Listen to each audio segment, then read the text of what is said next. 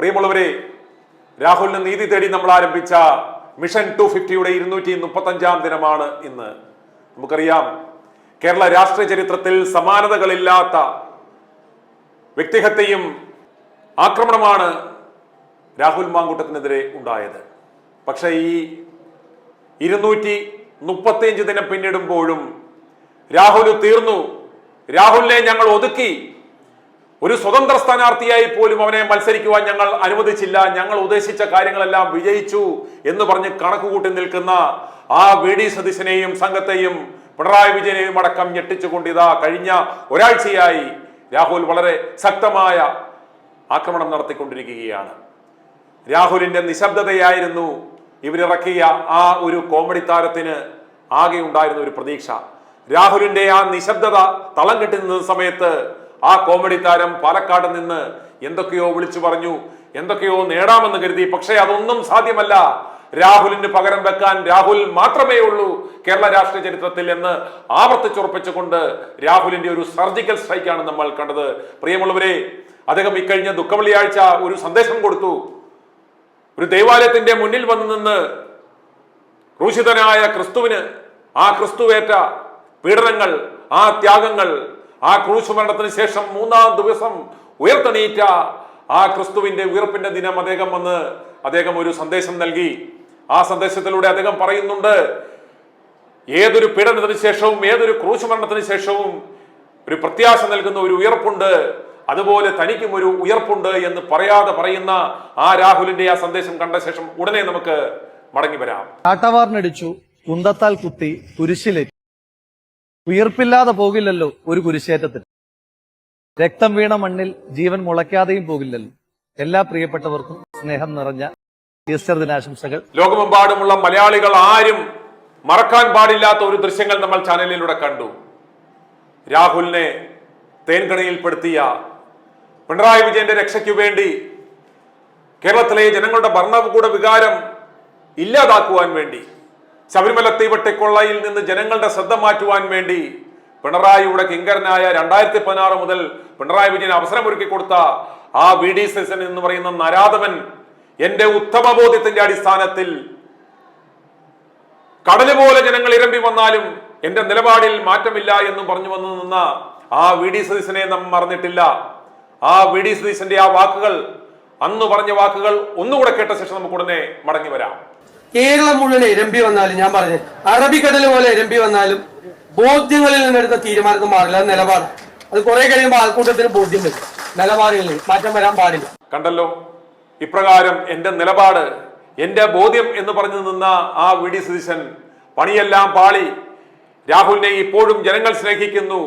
രാഹുലിനെതിരെ ഒരു വാക്ക് ശബ്ദിച്ചാൽ അത് തനിക്ക് പണിയാകും, പാരയാകും എന്ന് മനസ്സിലാക്കിയ ആ വി.ഡി. സതീശൻ ഗദ്ഗതകണ്ഠനായി ഇന്നലെ ഒരു ചാനലിന് നൽകിയ ഒരു ഇന്റർവ്യൂവിൽ വന്നിരുന്ന അദ്ദേഹം ഇന്നലെ അഭിനയിച്ചത് കാണുക. ഇവന് ഈ സംസ്ഥാനത്തെ ഏറ്റവും നല്ല നടനുള്ള ഒരു അവാർഡിന് നമ്മൾ കൊടുക്കണം. കാരണം അത്രത്തോളം ഒരു അഭിനയമാണ് ഇന്നലെ കാഴ്ചവെച്ചത്. ഞാൻ പറഞ്ഞല്ലേ, ഞാൻ ചങ്കുപൊട്ടിന്റെ തീരുമാനം എടുത്തെന്ന് പറയുന്നത് വിഷമം ഉണ്ടാവും നമുക്ക്. പക്ഷെ അത് ഒരു ഒറ്റപ്പെട്ട ഒരു സംഭവമാണ്. അതെന്താണ്, അത് അങ്ങനെ തീരുമാനം എടുത്തു. ഒറ്റപ്പെട്ട സംഭവം. അതിനകത്ത് എല്ലാവരും അങ്ങനെയാണെന്നല്ലല്ലോ. ഒരുപാട് വേറെ ഒരുപാട് ആളുണ്ടല്ലോ, ഇതിൻ്റെ കൂടെ ഒരുപാട് ആളുണ്ടല്ലോ, ഒരാളല്ലല്ലോ, ആളുണ്ടായിരുന്നു. ഞാനത് എത്രയും വിഷമം അനുഭവിച്ച ജീവിതത്തിൽ തന്നെ, രാഷ്ട്രീയ ജീവിതത്തിൽ അത്രയും വിഷമം അനുഭവിച്ചൊരു കാലഘട്ടം ഉണ്ടായിട്ടില്ല. സുല്ലു പറഞ്ഞതുപോലെ വളരെ അപ്രതീക്ഷിതമായിട്ടുള്ള ഒരു നീക്കമാണ്, രാഷ്ട്രീയ നീക്കമാണ് രാഹുൽ നടത്തിയിരിക്കുന്നത്. രാഹുൽ ഏതാണ്ട് ഒരാഴ്ചയ്ക്ക് മുൻപായിട്ട് KB ഗണേശിനെതിരെ ആരോപണം ഉന്നയിച്ചുകൊണ്ടാണ് ദീർഘനാളത്തെ മൗനം വെടിഞ്ഞുകൊണ്ട് പൊതുസമൂഹത്തിൽ, മാധ്യമങ്ങളുടെ മുന്നിൽ വന്നത്. അതിന് പ്രതികരണമായി KC വേണുഗോപാലിനോട് മാധ്യമപ്രവർത്തകർ ചോദിച്ചു, താങ്കൾ പുറത്താക്കിയ ആളല്ലേ ഇത്? കോൺഗ്രസ് പാർട്ടി പുറത്താക്കിയ ആളല്ലേ ഇത്? എങ്ങനെയാണ് പിന്നീട് ഈ പ്രതികരണത്തിന് അദ്ദേഹം തയ്യാറായത്? അതിന് KC വേണുഗോപാൽ പറഞ്ഞ മറുപടി, അതെ, ഞങ്ങൾ പുറത്താക്കിയതാണ് രാഹുലിനെ പാർട്ടിയിൽ നിന്ന് പുറത്താക്കിയതാണ്. ഈ പറയുന്നതൊക്കെ വ്യക്തിപരമായ അയാളുടെ അഭിപ്രായമാണ് എന്ന് പറഞ്ഞുകൊണ്ട് KC വേണുഗോപാൽ പിൻവാങ്ങി.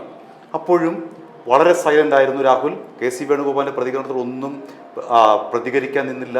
പിന്നീട് നമ്മൾ കാണുന്നത് ദുഃഖവെള്ളിയാഴ്ച ദിനത്തിലാണ് രാഹുലിനെ. അദ്ദേഹം രാഷ്ട്രീയം പറയുന്നു ആരും വിചാരിച്ചില്ല. അതിനുശേഷം രാഹുൽ ഒരു വീഡിയോ ഇട്ടു. ആ വീഡിയോയോടുകൂടി സംസ്ഥാനത്തെ LDF UDF കേന്ദ്രങ്ങൾ അക്ഷരാർത്ഥത്തിൽ നടുങ്ങി എന്ന് വേണമെങ്കിൽ പറയാം. അതെ, അത്തരത്തിലുള്ള വീഡിയോ ആണ്. രണ്ടാമത്തെ വീഡിയോ കുറച്ചുകൂടി ഒരു പടി കൂടി കടന്നുകൊണ്ട് രാഹുൽ മാങ്കൂട്ടത്തിൽ ഈ രാഷ്ട്രീയ നേതൃത്വങ്ങളെ ഞെട്ടിപ്പിച്ചുകൊണ്ട് അദ്ദേഹം മറ്റാരും ഒരു കോൺഗ്രസ് നേതാവ് പോലും ഉന്നയിക്കാത്ത ആരോപണങ്ങൾ അല്ലെങ്കിൽ LDF ഇതുവരെ ഉയർത്തിക്കൊണ്ടുവന്ന ഡിഫെൻഡ് ചെയ്യാത്ത വിധത്തിലുള്ള അവരുടെ അജണ്ടകളെ ഓരോന്നോരോന്നായി പൊളിച്ചെടുക്കുന്ന ഇതാണ് നമ്മൾ ആ വീഡിയോയിൽ കാണുന്നത്. തെളിവ് സഹിതമാണ് രാഹുൽ ഇത്തരത്തിൽ സർക്കാരിൻ്റെ മുനയൊടിക്കുന്നത്. സർക്കാരിൻ്റെ വാദത്തെ അല്ലെങ്കിൽ LDFൻ്റെ CPMൻ്റെ വാദത്തെ രാഹുൽ മാങ്കൂട്ടത്തിൽ മുനയൊടിക്കുന്നത് തെളിവുകൾ നിരത്തി. ഇത്രയും തൻ്റെ ഇടത്തോടുകൂടി എന്തുകൊണ്ട് VD സതീശൻ ഇതുവരെ മിണ്ടിയില്ല? എന്തുകൊണ്ട് രമേശ് ചെന്നിത്തലയ്ക്ക് ഇത്തരമൊരു തെളിവ് സഹിതം LDFൻ്റെ അല്ലെങ്കിൽ പിണറായി വിജയൻ്റെ CPMൻ്റെ ആരോപണങ്ങൾ മുനയൊടിക്കാൻ എന്തുകൊണ്ട് സാധ്യമായില്ല? എന്തുകൊണ്ട് സണ്ണി ജോസഫിന് KPCC അധ്യക്ഷനായ സണ്ണി ജോസഫിന് എന്തുകൊണ്ട് കഴിഞ്ഞില്ല? അവിടെയാണ് രാഹുൽ മാങ്കൂട്ടത്തിൽ ഇത്തരത്തിൽ ഒരടി പിന്നോട്ട് രണ്ടടി മുന്നോട്ട് എന്നുള്ള നിലയിൽ ഒരു വലിയ ആരോപണവുമായി അദ്ദേഹത്തിൻ്റെ കോൺഗ്രസ് അണികളെ ആവേശത്തിലാക്കുന്ന തരത്തിലുള്ള ഒരു ഇടപെടലാണ് രാഹുലിൻ്റെ ഭാഗത്ത് നിന്ന് ഇപ്പോൾ ഉണ്ടായിരിക്കുന്നത്. അദ്ദേഹത്തിന് ലഭിക്കുന്ന പിന്തുണ കണ്ടാൽ നമ്മൾ അന്തം വിട്ടുപോകും. എന്താണ് ഈ രാഹുലിൻ്റെ ഈ നീക്കത്തിന് പിന്നിൽ എന്നറിയാതെ അസ്തമിച്ച് നിൽക്കുകയാണ് കോൺഗ്രസും CPMും. അത്തരത്തിൽ പ്രതിരോധിക്കാനാവാത്തത് എണ്ണി പറഞ്ഞുകൊണ്ടാണ് കണ്ണൂർ വിമാനത്താവളം, ക്ഷേമ പെൻഷൻ, അതേപോലെ തന്നെ ലോഡ് ഷെഡിങ്, കൊച്ചി മെട്രോ, ആരോഗ്യരംഗത്തെ മുന്നേറ്റങ്ങൾ, ഇത്തരത്തിൽ CPM പൊതുഗതാഗതം, പാലം പണിത കാര്യം, ഇത്തരത്തിൽ CPMും LDF ഉയർത്തിയ ആരോപണങ്ങളെ മുഴുവൻ ഖണ്ഡിച്ചുകൊണ്ട് എണ്ണി അതിന് ഉത്തരം പറഞ്ഞിരിക്കുകയാണ് ഈ അവസാന ലാപ്പിൽ രാഹുൽ മാങ്കൂട്ടത്തിൽ ചെയ്തിരിക്കുന്നത്. എന്ത് പ്രത്യാഘാതമാണ് രാഹുലിൻ്റെ ഇത്തരമൊരു നീക്കം പാലക്കാട്ട് ഉണ്ടാക്കുക? അദ്ദേഹത്തിന് വേണ്ടി വോട്ട് ചെയ്യാൻ തയ്യാറായി നിൽക്കുന്ന ഒരു വലിയ വിഭാഗമുണ്ട്. ആ വലിയ വിഭാഗം വോട്ടർമാർ അവിടുത്തെ UDF സ്ഥാനാർത്ഥിക്ക് എതിരായി വോട്ട് ചെയ്യാനുള്ള സാധ്യത ഈ ഒരു രാഹുലിൻ്റെ നീക്കത്തിൽ ഉണ്ടാകുമോ? കാരണം അവർ രാഹുലിന് വേണ്ടി വോട്ട് ചെയ്യാൻ നിൽക്കുകയാണ്. പക്ഷേ അവിടെ രാഹുൽ ഇല്ല, രാഹുലിൻ്റെ സാന്നിധ്യമില്ല. ഇടയ്ക്ക് സ്വതന്ത്ര സ്ഥാനാർത്ഥിയായിട്ടെങ്കിലും ഞങ്ങളുടെ ഈ നേതാവ് വരും എന്ന് അവിടെ പ്രതീക്ഷിച്ചിരുന്ന വലിയൊരു വിഭാഗം ജനങ്ങളുണ്ട്. അവരുടെ ഒരു മനോനില ഇപ്പോൾ ഏത് തരത്തിൽ നമുക്ക് അളക്കാൻ കഴിയും? ഇപ്പം ഹരി പറഞ്ഞ പോലെ ജനങ്ങളെ സംബന്ധിച്ചിടത്തോളം അവർ വളരെയേറെ പ്രതീക്ഷയോടെ ഇരുന്നു. രാഹുൽ തീർച്ചയായിട്ടും ഒരു സ്വതന്ത്ര സ്ഥാനാർത്ഥിയായിട്ടെങ്കിലും അവിടെ മത്സരിക്കാൻ വരുമെന്ന് ഒരു പ്രതീക്ഷയോടെ ഇരുന്നു. ചർച്ചകളുണ്ടായി, അതുണ്ടായില്ല. അവർ പ്രതീക്ഷിച്ചു രാഹുലിന്റെ ഭാഗത്തു നിന്ന് എന്തെങ്കിലും കാര്യമായ രീതിയിൽ ഒരു ഇടപെടൽ ഉണ്ടാവും, ശക്തമായ നടപടി ഉണ്ടാകും. ആ സമയത്തൊക്കെ രാഹുൽ സൈലന്റ് ആയിരുന്നു, ഒന്നും ഉണ്ടായില്ല. അന്നേരം രാഹുലിന്റെ ആ നിശബ്ദത, രാഹുലിന്റെ ആ പിന്നോട്ടുള്ള പോക്ക് പാലക്കാട്ടുള്ള ജനങ്ങളെ, രാഹുലിനെ ഇഷ്ടപ്പെടുന്ന, രാഹുലിന് വേണ്ടി കഴിഞ്ഞ 230 ദിവസമായി സംസാരിച്ചു കൊണ്ടിരുന്ന ജനങ്ങളെ എല്ലാം വളരെയേറെ തകർത്തു കഴിഞ്ഞു. എന്നാൽ ഈ കഴിഞ്ഞ ദിവസം ദുഃഖവെള്ളിയാഴ്ച അദ്ദേഹം നൽകിയ സന്ദേശത്തിന് തൊട്ടു പിന്നാലെ നടത്തിയ ആ ഒരു സർജിക്കൽ സ്ട്രൈക്ക്, കൃത്യമായ ഇനി പ്രേക്ഷകർ കാണാൻ പോകുന്ന ആ വീഡിയോയിലൂടെ അദ്ദേഹം ചില കാര്യങ്ങൾ അഷ്ടബന്ധം ഇട്ട് ഉറപ്പിക്കുകയായിരുന്നു. ഒന്ന്, കോൺഗ്രസ് പ്രസ്ഥാനത്തിൽ, UDF പ്രസ്ഥാനത്തിൽ ഇതുപോലെ ഉരുളയ്ക്ക് ഉപ്പേരിക്കെന്നുള്ള രീതിയിൽ കാര്യങ്ങൾ പഠിച്ച് കൃത്യമായ തെളിവുകളോടെ പിണറായി വിജയനെ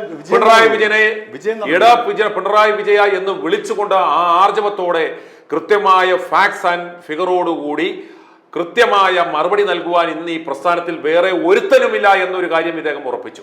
അതുപോലെ തന്നെ എത്രത്തോളം അദ്ദേഹം സ്റ്റഡീഡാണ് കേരള രാഷ്ട്രീയ ചരിത്രത്തിലെ ഈ കഴിഞ്ഞ 5 കൊല്ലത്തെ പിണറായി വിജയൻ സർക്കാരിന്റെ ചെയ്തികളെ ഓരോന്നിനെയും അദ്ദേഹം സസൂക്ഷ്മം നിരീക്ഷിച്ച് പഠിച്ച് അതിനെ കൃത്യമായി തെളിവ് സഹിതം ആ കുറഞ്ഞ സമയത്തിനുള്ളിൽ തന്നെ ഇദ്ദേഹം എത്ര തന്മയത്തോട് ഹാൻഡിൽ ചെയ്തു എന്ന് ഉദാഹരണം അദ്ദേഹം പറഞ്ഞൊരു കാര്യം പലർക്കും അറിയാത്തൊരു കാര്യമാണ്. അദ്ദേഹം പറയുന്നത് ഇന്ത്യയിൽ ഏറ്റവും കൂടുതൽ ആൾക്കാർ കോവിഡ് മൂലം മരിച്ചത് കേരളത്തിലാണ്.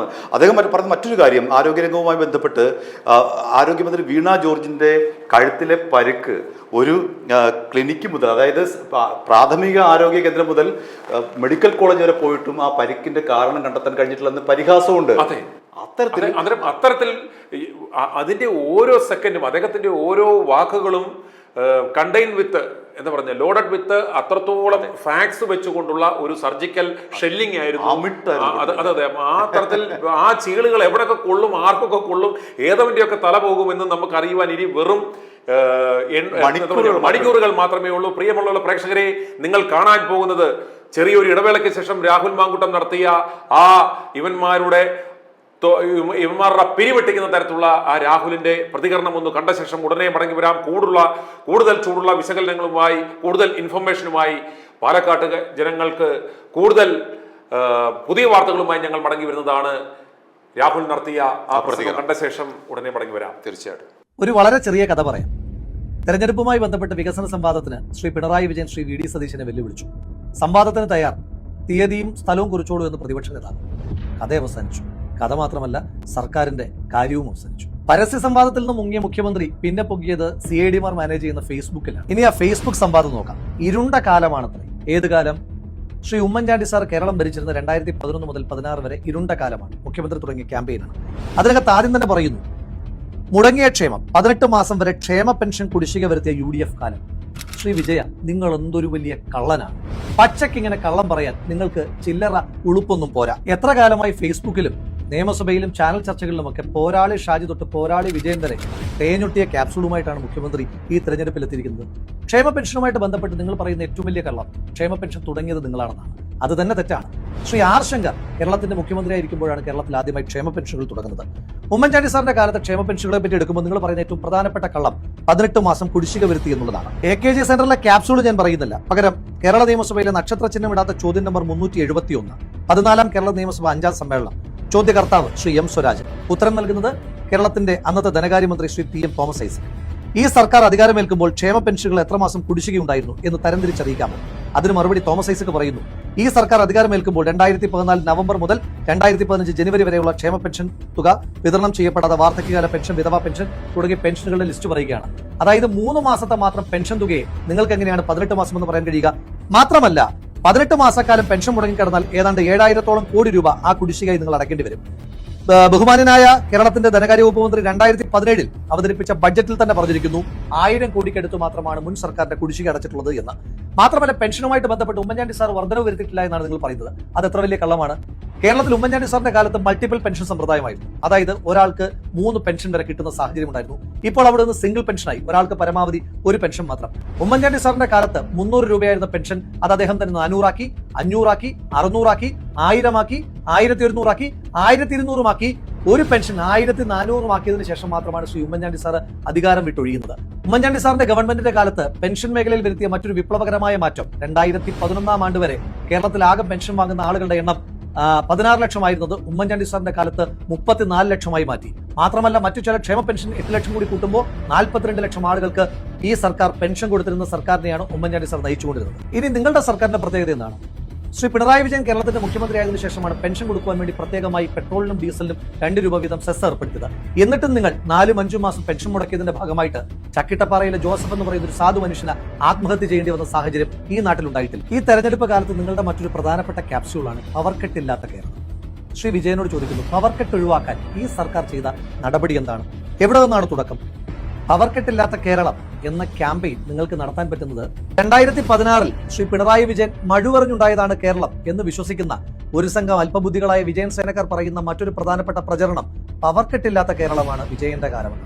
ഒരു കാര്യം തിരിച്ചു ചോദിച്ചോട്ടെ, കേരളത്തിൽ ഇന്ന് പവർ കട്ട് ഇല്ലാതാകാൻ ശ്രീ പിണറായി വിജയന്റെ കാലത്ത് 16 മുതൽ 26 വരെ എടുത്ത സവിശേഷമായ ഇടപെടൽ എന്താണ്? ഇന്ന് കേരളത്തിൽ പവർ കട്ട് ഇല്ലാതിരിക്കുന്നുവെങ്കിൽ അതിന് 3 പ്രധാനപ്പെട്ട കാരണങ്ങളാണുള്ളത്. ഒന്ന്, 2012 ദക്ഷിണേന്ത്യൻ സംസ്ഥാനങ്ങളിൽ വൈദ്യുതി പ്രതിസന്ധി രൂക്ഷമായപ്പോൾ എല്ലാ സംസ്ഥാനങ്ങളിലും വൈദ്യുതി ലഭ്യമാക്കുവാൻ വേണ്ടിയിട്ട് ശ്രീ മൻമോഹൻ സിംഗിന്റെ ഗവൺമെന്റ് നടപ്പിലാക്കിയ നാഷണൽ ഗ്രിഡ് പോളിസി. അങ്ങനെ 2013 മുതൽ രാജ്യത്ത് എവിടെ നിന്ന് വേണമെങ്കിലും കേരളത്തിലേക്ക് വൈദ്യുതി എത്തിക്കുവാൻ ആവശ്യമായിട്ടുള്ള നയങ്ങൾ ആ സർക്കാരിന്റെ ഭാഗത്തുനിന്നുണ്ടായി. രണ്ടാമത്തെ പ്രധാനപ്പെട്ട കാരണം സോളാർ മേഖലയിൽ ഉണ്ടായ വലിയ തോതിലുള്ള വൈദ്യുതി ഉൽപ്പാദനമാണ്. സോളാറിന്റെ പേരിൽ ഒരുപാട് പഴി കേട്ടിട്ടും നയങ്ങളിൽ നിന്ന് ഒരടി പോലും പിന്നോട്ട് പോകാതിരുന്ന ഉമ്മൻചാണ്ടി സർക്കാരിന്റെ ഇടപെടലുകളുടെ ഭാഗമായി 2016 14.15 മെഗാവാട്ട് ആയിരുന്ന സോളാർ എനർജിയുടെ പ്രൊഡക്ഷൻ 2026 എത്തുമ്പോൾ പല മടങ്ങ് വർദ്ധിച്ച് 1700 മെഗാവാട്ടിലേക്ക് എത്തിയപ്പോൾ നമുക്ക് മറ്റൊരു മേഖലയിൽ നിന്ന് വലിയ തോതിൽ വൈദ്യുതി എത്തുവാനായി തുടങ്ങി.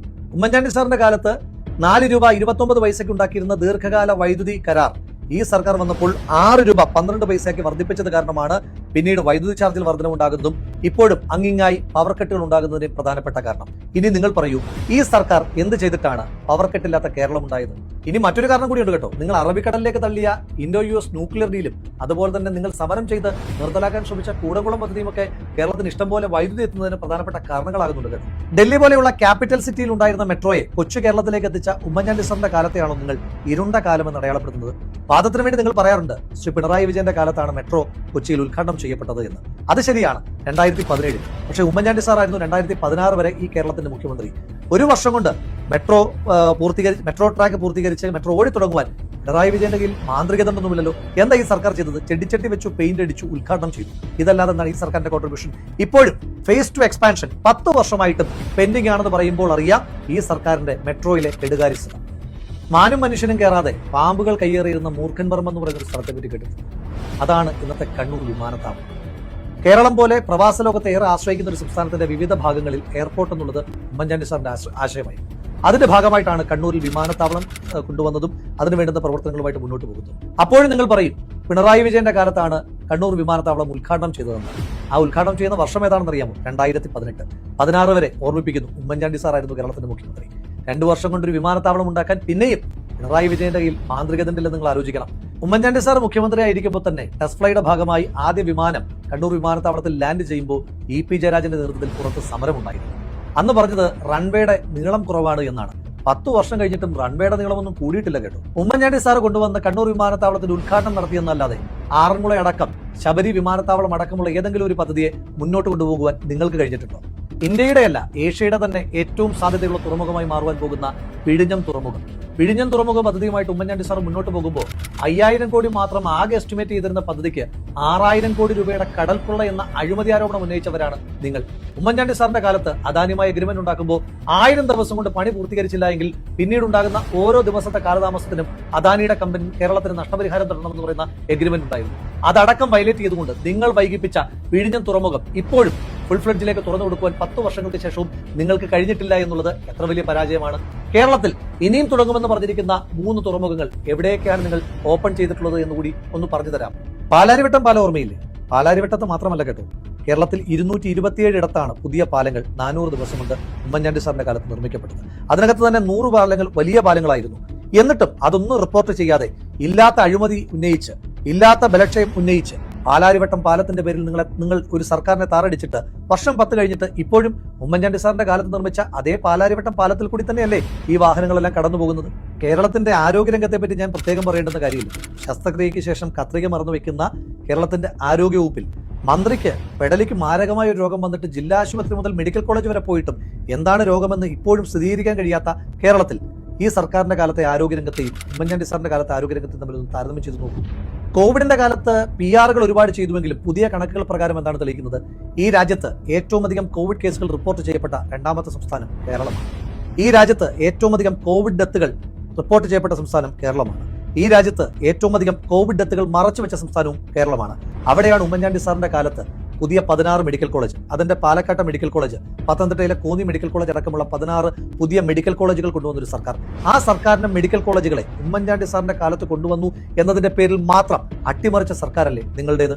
ഈ അടുത്ത ദിവസങ്ങളിൽ നമ്മൾ വായിച്ച ഏറ്റവും പ്രധാനപ്പെട്ട വാർത്തകളിലൊന്നാണ് തിരുവനന്തപുരം മെഡിക്കൽ കോളേജിൽ അഗ്നിബാധയെ തുടർന്ന് 5 പേർ ദാരുണമായി കൊല ചെയ്യപ്പെട്ട സംഭവം.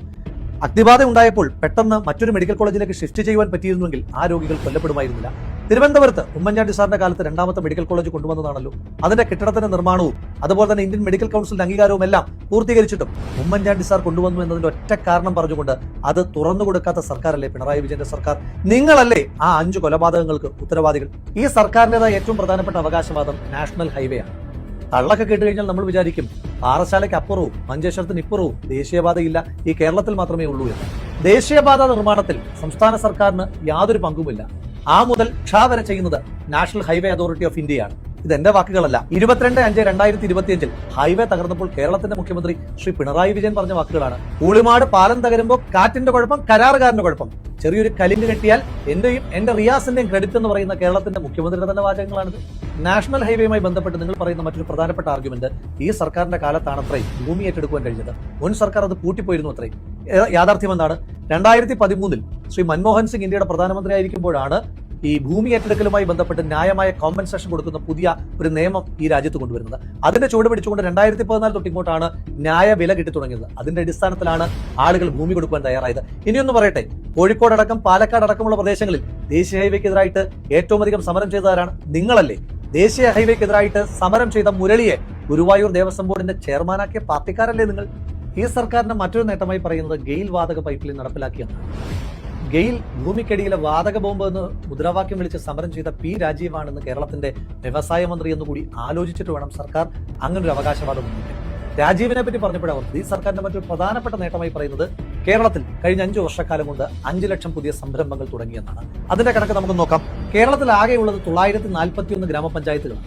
അങ്ങനെ നോക്കുമ്പോൾ ആകെ 5 ലക്ഷം വ്യവസായ സംരംഭങ്ങൾ വരണമെങ്കിൽ ഒരു പഞ്ചായത്തിൽ 531 പുതിയ സംരംഭങ്ങൾ തുടങ്ങണം. ഇനി നിങ്ങൾ പറയൂ, നിങ്ങളുടെ പഞ്ചായത്തിൽ ഈ 5 വർഷം കൊണ്ട് വന്ന പുതിയ ആ 531 വേണ്ട, 500 വേണ്ട, 200 പുതിയ സംരംഭങ്ങളുടെ ലിസ്റ്റ് നിങ്ങൾക്കൊന്ന് പറയാൻ കഴിയുമോ? വിലക്കയറ്റത്തെ പിടിച്ചു നിർത്തിയെന്നാണ് നിങ്ങൾ പറയുന്ന മറ്റൊരു അവകാശവാദം. 2016 1 കിലോ അരിയുടെ വിലയും 2026 1 കിലോ അരിയുടെ വിലയും തമ്മിൽ താരതമ്യപ്പെടുത്തുമ്പോൾ 30 രൂപയുടെ വ്യത്യാസമെങ്കിലും ഏറ്റവും ചുരുങ്ങിയതുണ്ട് എന്ന് മനസ്സിലാക്കിയിട്ട് വേണം വിലക്കയറ്റത്തെ പറ്റി ബാക്കിയുള്ള റോക്കറ്റ് സയൻസുകളെല്ലാം നിങ്ങൾ പറയാനായിട്ട്. ഈ സർക്കാരിന്റെ കൊള്ളരുതായ്മകൾ പറയാനാണെങ്കിൽ ഒരു വലിയ പട്ടിക തന്നെയുണ്ട്. പറയാൻ ഒരു ദിവസമൊന്നും മതിയാകാതെ വരും 10 വർഷത്തെ ദുരിത ജീവിതം. പക്ഷെ അത് പറയേണ്ടുന്ന കാര്യമില്ല. ബസ്സിന്റെ പുറത്ത് നിങ്ങൾ എത്രയൊക്കെ സ്റ്റിക്കർ PRDയുടെ ഒട്ടിച്ചു വെച്ചാലും ബസ്സിനകത്ത് യാത്ര ചെയ്യുന്ന മനുഷ്യന്മാർക്ക് അറിയാമല്ലോ കഴിഞ്ഞ 10 വർഷക്കാലമായി അവർ അനുഭവിക്കുന്ന സത്യമായ ജീവിതത്തെ പറ്റി. ഇതുപോലെയുള്ള വ്യാജ വാഗ്ദാനങ്ങളുടെ, ഇതുപോലെയുള്ള വ്യാജ അവകാശവാദങ്ങളുടെ കോടാനുകോടികൾ മുടക്കിയിട്ടുള്ള PR തട്ടിപ്പുകളുടെ കാലമായിരുന്നില്ല ഉമ്മൻചാണ്ടി സാറിന്റെ കാലം. നിങ്ങൾ എത്ര വേട്ടയാടിയിട്ടും, നിങ്ങൾ എത്രയൊക്കെ കടന്നാക്രമിച്ചിട്ടും ഈ നാടിന്റെ വികസനത്തിന് വേണ്ടി, ഈ നാടിന്റെ ക്ഷേമത്തിന് വേണ്ടി, ഈ നാട്ടിലെ മണ്ണിനെയും മനുഷ്യനെയും ചേർത്ത് പിടിക്കുവാൻ വേണ്ടി തന്റെ ജീവിതം മാറ്റിവെച്ച ആ മനുഷ്യനെ പറ്റി ആ കല്ലറയിൽ എഴുതിയിരിക്കുന്ന വാചകം മാത്രമേ ഓർമ്മപ്പെടുത്തുവാനുള്ളൂ. സത്യമായും ആ മനുഷ്യൻ നീതിമാനാണ്. സർക്കാരിൻ്റെയും അതേപോലെ തന്നെ LDFിന്റെയും CPMന്റെയും വാദങ്ങളുടെ മുനയൊടിച്ച വീഡിയോ ആണ് നമ്മളിപ്പോൾ കണ്ടത്. അതേപോലെ തന്നെ രാഹുൽ, എനിക്ക് തോന്നുന്നൊരു അന്വേഷണാത്മക പത്രപ്രവർത്തകൻ പോലും ഇത്രയും സൂക്ഷ്മമായി വയനാട് ദുരന്തവുമായി ബന്ധപ്പെട്ട് കണക്കുകൾ എടുത്തിട്ടില്ല. ആരും ഇത്രയും സൂക്ഷ്മതയോടെ എത്ര പേര് മരിച്ചിട്ടുണ്ട് എന്ന് പോലും സർക്കാരിന്റെ കയ്യിൽ കണക്കില്ലെന്നാണ് രാഹുൽ പറയുന്നത്. അത്ര സൂക്ഷ്മമായി അതിന്റെ കണക്കുകൾ ഓരോന്നും എണ്ണി പറഞ്ഞുകൊണ്ടുള്ള ഒരു സർജിക്കൽ സ്ട്രൈക്കാണ് രാഹുൽ നടത്തിയിട്ടില്ലേ വയനാട് ദുരന്തവുമായി ബന്ധപ്പെട്ട്. അതെ, ഇപ്പോൾ VD സതീശൻ പത്രസമ്മേളനം നടത്തുമ്പോൾ മാധ്യമങ്ങളെ കാണുമ്പോൾ, അതല്ലെങ്കിൽ സണ്ണി ജോസഫോ വേണുഗോപാലോ ഒക്കെ മാധ്യമങ്ങളെ കാണാൻ വരുമ്പോൾ ഇവരുടെ ഈ ഒരു സിൻഡിക്കേറ്റ് മാധ്യമങ്ങളെല്ലാം ഇവന്മാരുടെ വായ അടപ്പിച്ചിരുന്ന ചോദ്യം, നിങ്ങളുടെ വയനാടിന്റെ പേരിൽ എടുത്ത ആ കണക്ക് ഇവിടെ, ആ ഫണ്ട് എന്തെടുത്തു, ഫണ്ട് മുക്കികൾ എന്ന് പറഞ്ഞ് ഇവരെ ഏറ്റവും കൂടുതൽ പ്രതിരോധത്തിലാക്കിയിരുന്നത് ഈ ഒരു ചോദ്യമായിരുന്നു. VD സതീശനായിക്കോട്ടെ, വേണുഗോപാൽ ആയിക്കോട്ടെ, സണ്ണി ജോസഫ് ആയിക്കോട്ടെ, ഇവർക്ക് ഈ ഒരു വിഷയത്തിൽ ജനങ്ങളെ കൺവിൻസ് ചെയ്യാൻ പറ്റുന്ന ഒരു മറുപടി പോലും കൊടുക്കാൻ പറ്റിയിരുന്നു. എന്നാൽ എത്ര മെറ്റിക്കുലസിയാണ്, എത്ര കൃത്യമായിട്ടാണ് സഹാക്കന്മാർ പോലും എഴുന്നേറ്റ് നിന്ന് കൈയടിച്ച് വിസിലടിക്കുന്ന തരത്തിലുള്ള എത്ര മനോഹരമായ ആൻസറുകളും ചോദ്യങ്ങളുമാണ് രാഹുൽ തൊടുത്തു വിടുന്നത് എന്ന് മാത്രമല്ല സർക്കാരിന്റെ മരിച്ചവരുടെ കണക്ക് പോലും അതെ, അതായത് ഈ ദുരന്തത്തെ ആഘോഷമാക്കിയവർ ആ ശബത്തിൽ നിന്ന് പോലും തട്ടിപ്പ് നടത്തി. ഇതിന്റെ വ്യാപ്തി അതല്ല. അതായത് ഈ ദുരന്തത്തിന്റെ പേരിൽ കോടികൾ, നൂറുകണക്കിന് കോടികൾ ചീഫ് മിനിസ്റ്ററുടെ ദുരന്ത നിവാരണ ഫണ്ടിലേക്ക് 78 കോടി രൂപ വന്നു. അതുപോലെ തന്നെ ഏതാണ്ട് ഇതിനേക്കാളും കൂടുതൽ കോടികൾ ഇവിടുത്തെ മതസംഘടനകൾ ഈ പേര് പറഞ്ഞു പിരിച്ചിട്ടുണ്ട്. ഈ പണം എവിടെ പോയി, ഈ പണം എവിടെ കൊടുത്തു, ഇത് ആർക്ക് കൊടുത്തു, എങ്ങനെ വിനിയോഗിച്ചു എന്ന് സർക്കാർ പോലും ഇവരോട് ചോദിച്ചിട്ടില്ല. ആദ്യമേ ഈ എനിക്ക് തോന്നുന്നു ആയിരക്കണക്കിന് കോടി, 1000-ൽ പരം കോടി രൂപ ഇവിടുത്തെ ക്രൈസ്തവ സംഘടനകളും സഭകളും പിരിച്ച പണം വ്യക്തികൾ സ്പോൺസർ ചെയ്ത, അതെ, ഈ സർക്കാരിന്റെ ഖജനാവിലേക്ക് വന്ന ആ പണത്തിന്റെ 10-20% മടങ്ങ് പലരും ഓഫർ ചെയ്തിട്ടുണ്ട്. ഈ പണങ്ങൾ കളക്ട് ചെയ്യുവാനോ സ്വരൂപിക്കുവാനോ ഇതിനെ ചാനലൈസ് ചെയ്ത് ആ ഒരു ടൗൺഷിപ്പിന്റെയോ അല്ലെങ്കിൽ അതിന്റെ സമഗ്ര വികസനത്തിന് വേണ്ടിയോ ഇവർ വിനിയോഗിച്ച് ഇട്ടില്ല. രാഹുൽ പറഞ്ഞത് ഏതാണ്ട് 728 കോടിയിൽ 82 കോടി വരെ മാത്രമേ പരമാവധി ബാക്കിയുള്ള പണം ഇവിടെ ഊരാളുങ്കൽ സൊസൈറ്റിക്ക് യാതൊരുവിധ ടെൻഡറുകൾ വിളിക്കാതെ, യാതൊരു മാനദണ്ഡങ്ങൾ പാടിക്കാതെ എന്തിന്റെ അടിസ്ഥാനത്തിലാണ് ആ ഒരു ചോദ്യം ചോദിക്കുവാൻ ഈ പാർട്ടിയിൽ നിന്നും പുറത്താക്കിയ ഈ രാഹുൽ വേണ്ടി വന്നു. അന്നേരം പ്രിയമുള്ളവരെ, ഞങ്ങളെ ശ്രമിക്കുന്ന ഈ ലൈവ് കാണുന്ന ലോകമെമ്പാടുമുള്ള മലയാളികളെ, നിങ്ങൾ മനസ്സിലാക്കേണ്ടുന്ന ഒരു കാര്യം എന്ന് പറയുന്നത്, ഇന്ന് ഈ രാഹുലിനെതിരെ ഇത്രയും ശോഭകേട് ചെയ്യുവാൻ കാരണം ഈ പ്രസ്ഥാനത്തിലുള്ള ഈ നേതാക്കന്മാർ തന്നെ ഈ ചെറുപ്പക്കാരനെ ഒതുക്കുവാൻ കാരണം ഈ ചെറുപ്പക്കാരന്റെ ഈ ഷാർപ്നെസ്, ഇയാളുടെ ഈ മിടുക്ക്, ഈ ചടുലത, ഈ കൃത്യത, അവരിതിനെ ഭയപ്പെടുന്നു. ഇവൻ നാളെ വളർന്നു വന്നാൽ തങ്ങൾക്ക് പണിയാകുമെന്ന് മനസ്സിലാക്കിയ സ്വന്തം പാർട്ടിയിലെ ഇവന്മാർ ഈ രാഹുലിനെ തെൻകണിയിൽപ്പെടുത്തി ഇതുപോലെ നശിപ്പിക്കുവാനിട്ട് കൊടുത്തു. പിണറായി സർക്കാർ എടോ വിജയ എന്ന് ഈ ബിൽഡപ്പ് നടത്തി, ഇരട്ടച്ചങ്ങനെന്നും ഒക്കെ പറഞ്ഞ് ആ ബിൽഡപ്പ് നടത്തിയ ആ പിണറായി വിജയനെ അവസാന ലാപ്പിലും ഇത്രയും ക്രൂരതകൾ ഏറ്റുവാങ്ങി നശിപ്പിക്കുവാൻ ശ്രമിച്ചിട്ട് പോലും എടോ വിജയ എന്ന് അഡ്രസ് ചെയ്തുകൊണ്ട് രാഹുൽ ചോദിച്ച ഈ ചോദ്യങ്ങൾക്ക് ഇവിടുത്തെ ഒരു അന്തംകമ്മികൾക്കോ വിജയനോ മറുപടി പറയുവാൻ സാധിക്കില്ല. ഈ രാഹുലിനെയാണ് ഇവിടെയുള്ള ഇടതുപക്ഷവും ഇവിടെയുള്ള കോൺഗ്രസ് നേതാക്കന്മാരും ഭയപ്പെടുന്നത്. അതുകൊണ്ട് പ്രിയമുള്ളവരെ, ലോകമെമ്പാടുള്ള മലയാളികളോട്, പ്രത്യേകിച്ച് പാലക്കാട്ടെ വോട്ടർമാരോട് പറയുവാനുള്ളത്, രാഹുലിന്റെ ആ നിശബ്ദത, രാഹുലിന്റെ ആ ഏതാനും ദിവസത്തെ ആ മൗനം മുതലെടുത്തുകൊണ്ട് ഒരു കോമഡി താരത്തെ അവിടെ ഇറക്കി എന്തെങ്കിലുമൊക്കെ വളിപ്പ് പറഞ്ഞിട്ട് കാര്യമില്ല. ഇതുപോലെ പഠിച്ച കാര്യങ്ങൾ പറയുവാൻ, ഇതുപോലെ ഫാക്റ്റുകൾ പറയുവാൻ, ഇതുപോലെ പ്രതികരിക്കുവാൻ, ഇതുപോലെ ചടുലമായി നടപടികൾ എടുക്കുവാൻ പറ്റാവുന്ന ഒരു യുവനേതാവിനെ ഒതുക്കിയിട്ട് ഒരു കോമഡി താരത്തെ നിങ്ങൾക്ക് വേണോ എന്ന് നിങ്ങൾ ചിന്തിക്കുക. ഒന്ന് ഓർക്കുക, കേരളത്തിലുള്ള 140 മണ്ഡലങ്ങളിൽ ഒരൊറ്റ സ്ഥലങ്ങളിൽ പോലും രാഹുലിനെ സംബന്ധിച്ചുള്ള വെറും 1.5 വർഷമേ ഉപതെരഞ്ഞെടുപ്പിന് ശേഷം ഒരു MLA ആയിട്ട് കിട്ടിയിട്ടുള്ളൂ. ഈ സമയത്തിന് ശേഷം അദ്ദേഹം ഏതാണ്ട് 20ഓടടുത്ത് വീടുകൾ പൂർത്തീകരിച്ചു കഴിഞ്ഞു. അദ്ദേഹത്തിന് ഇനിയും അവസരം കിട്ടുമായിരുന്നെങ്കിൽ അതുപോലെ പല വീടുകളും ഒരു ഭവന രഹിതരില്ലാത്ത ഒരു പാലക്കാടത്തെ കൊണ്ടുവരുമായിരുന്നു. അതേപോലെ ഓരോ വാർഡുകളിലും ഓഡിറ്റോറിയങ്ങൾ, അങ്ങനെ എന്തൊക്കെ കർമ്മപരിപാടികൾ ഇദ്ദേഹം ഈ കുറഞ്ഞ സമയം കൊണ്ട് ചിലവാക്കി. ഈ 140 മണ്ഡലങ്ങളിലുള്ള എത്ര MLA-മാർക്ക് ഇദ്ദേഹം ഈ 1.5 കൊല്ലം കൊണ്ട് നടത്തിയ ഈ പ്രവർത്തനം. എനിക്ക് തോന്നുന്നു മത്സരിക്കുന്ന രാഹുലിനേക്കാളും 1000 ഇരട്ടി ശക്തനാണ് ഇപ്പോൾ മത്സരിക്കാത്ത രാഹുൽ എന്ന് തോന്നുന്നു. അതെ, അല്ല, അവർക്ക് 40 മണ്ഡലങ്ങളിൽ മത്സരിക്കുമായിരുന്നെങ്കിൽ പാലക്കാട് മാത്രമേ ഇവർക്ക് ഇമ്പാക്ട് ഉണ്ടാകുമായിരുന്നുള്ളൂ. ഈ 140 മണ്ഡലങ്ങളിലും പ്രിയമുള്ളവരെ, ഈ മിഷൻ 250യുടെ 235-ാം ദിനം ലോകമെമ്പാടുമുള്ള ആ അമ്മമാരുടെ, സഹോദരന്മാരുടെ ആവശ്യപ്രകാരം ITV ന്യൂസ് ആരംഭിച്ച ഈ മിഷൻ 250യുടെ 235-ാം ദിനത്തിൽ നമ്മളൊരു ശക്തമായ തീരുമാനമെടുക്കണം. ഈ ഒരവസ്ഥ കേരളത്തിലെ ഒരൊറ്റ ചെറുപ്പക്കാരനും ഇനി ഉണ്ടാവരുത്. നമ്മുടെ മുന്നിൽ എത്രയോ മിടുക്കന്മാരായ നേതാക്കന്മാരെ പെൺകണിയിൽപ്പെടുത്തി നശിപ്പിച്ചു കളഞ്ഞു. ഈ തെരഞ്ഞെടുപ്പ് എടുക്കാറാകുമ്പോൾ വികസനം സംസാരിക്കുവാനില്ലാത്തവർ, കാര്യമായി ഒന്നും സംസാരിക്കാനില്ലാത്തവർ, ഓരോ വർഷവും സ്ത്രീകളെ ഇറക്കി, ഓരോ സ്ത്രീ വിഷയങ്ങൾ ഇറക്കി നമ്മുടെ ശ്രദ്ധയെ അതിലേക്ക് മാറ്റി ഇവർ ഭരണം പിടിച്ചെടുത്ത് തട്ടിപ്പ് നടത്തി ഓരോ വർഷവും ലക്ഷക്കണക്കിന് കോടിയുടെ അധിക ബാധ്യത നമ്മുടെ മണ്ടയിൽ വെച്ച ഇവന്മാർ ഓരോ 5 കൊല്ലം കഴിയുമ്പോഴും രക്ഷപ്പെടുകയാണ്. ഇനി അതിന് നമ്മൾ അനുവദിച്ചുകൂടാ. യാതൊരു കാരണവശാലും പാലക്കാട്ട് ഇവർ തയ്യാറാക്കി ഇറക്കിയ പിഷാരടി ജയിക്കുന്ന ഒരു അവസരം ഉണ്ടാകരുത്. പാലക്കാട്ടെ ജനങ്ങളെ, നിങ്ങൾ തമാശ കേട്ടോ, കോമഡി കേട്ടോ, അതല്ലെങ്കിൽ ഈ പിഷാരടിയുടെ വളിപ്പ് കേട്ടോ നിങ്ങളുടെ മനസ്സ് മാറരുത്. ഇതുപോലെ ഒരു മിടുക്കനെ പാലക്കാട്ടുകാർ എങ്ങനെ കമ്പയർ ചെയ്യാൻ പറ്റും? പിഷാരടിയെയും കമ്പയർ ചെയ്യാൻ പറ്റത്തില്ല. ചരിത്ര ഭൂരിപക്ഷത്തിൽ 18,847 വോട്ടുകൾക്ക് നിങ്ങൾ വിജയിപ്പിച്ചു വിട്ട, നിങ്ങൾ വിജയിപ്പിച്ച ആ മിടുക്കനായ MLA-യെ ഇവർ ഇതാ തേൻകണിയിൽപ്പെടുത്തി ഇദ്ദേഹത്തെ ഒന്നുമല്ലാതാക്കി തീർക്കാൻ ശ്രമിക്കുമ്പോൾ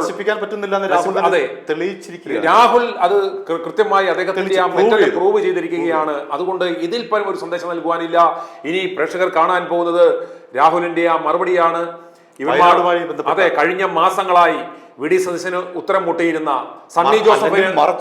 സണ്ണി ജോസഫിന് ഉത്തരമില്ലാതിരുന്ന, KC വേണുഗോപാലിന് ഉത്തരം മുട്ടിയിരുന്ന, രമേശ് ചെന്നിത്തലയ്ക്ക് ഉത്തരം മുട്ടിയിരുന്ന, ഇവർ കെട്ടിയിറക്കിയ യുവനേതാക്കന്മാർക്ക് ഉത്തരം മുട്ടിയിരുന്ന, യൂത്തന്മാരെ നിങ്ങൾ പിരിച്ച കണക്കെവിടെ, കോൺഗ്രസ്സുകാരെ നിങ്ങൾ പിരിച്ച കണക്കെവിടെ എന്ന് ചോദിക്കുമ്പോൾ ഇവന്മാരുടെ അണ്ണാക്കിൽ തന്നെ പിരിവിട്ടിക്കാവുന്ന തരത്തിലുള്ള ഈ ചോദ്യങ്ങൾക്ക് മറുപടി പറയുവാൻ ഇന്ന് പിണറായി വിജയനോ ഇടതുപക്ഷത്തിനോ എന്തിന് കോൺഗ്രസിലെ നേതാക്കന്മാർക്കുമോ പറ്റുമോ എന്ന് നിങ്ങൾ ആലോചിച്ച ശേഷം ഇനി വരാൻ പോകുന്ന വെറും 2 ദിവസം മാത്രമേ നമുക്ക് അവശേഷിക്കുന്നുള്ളൂ.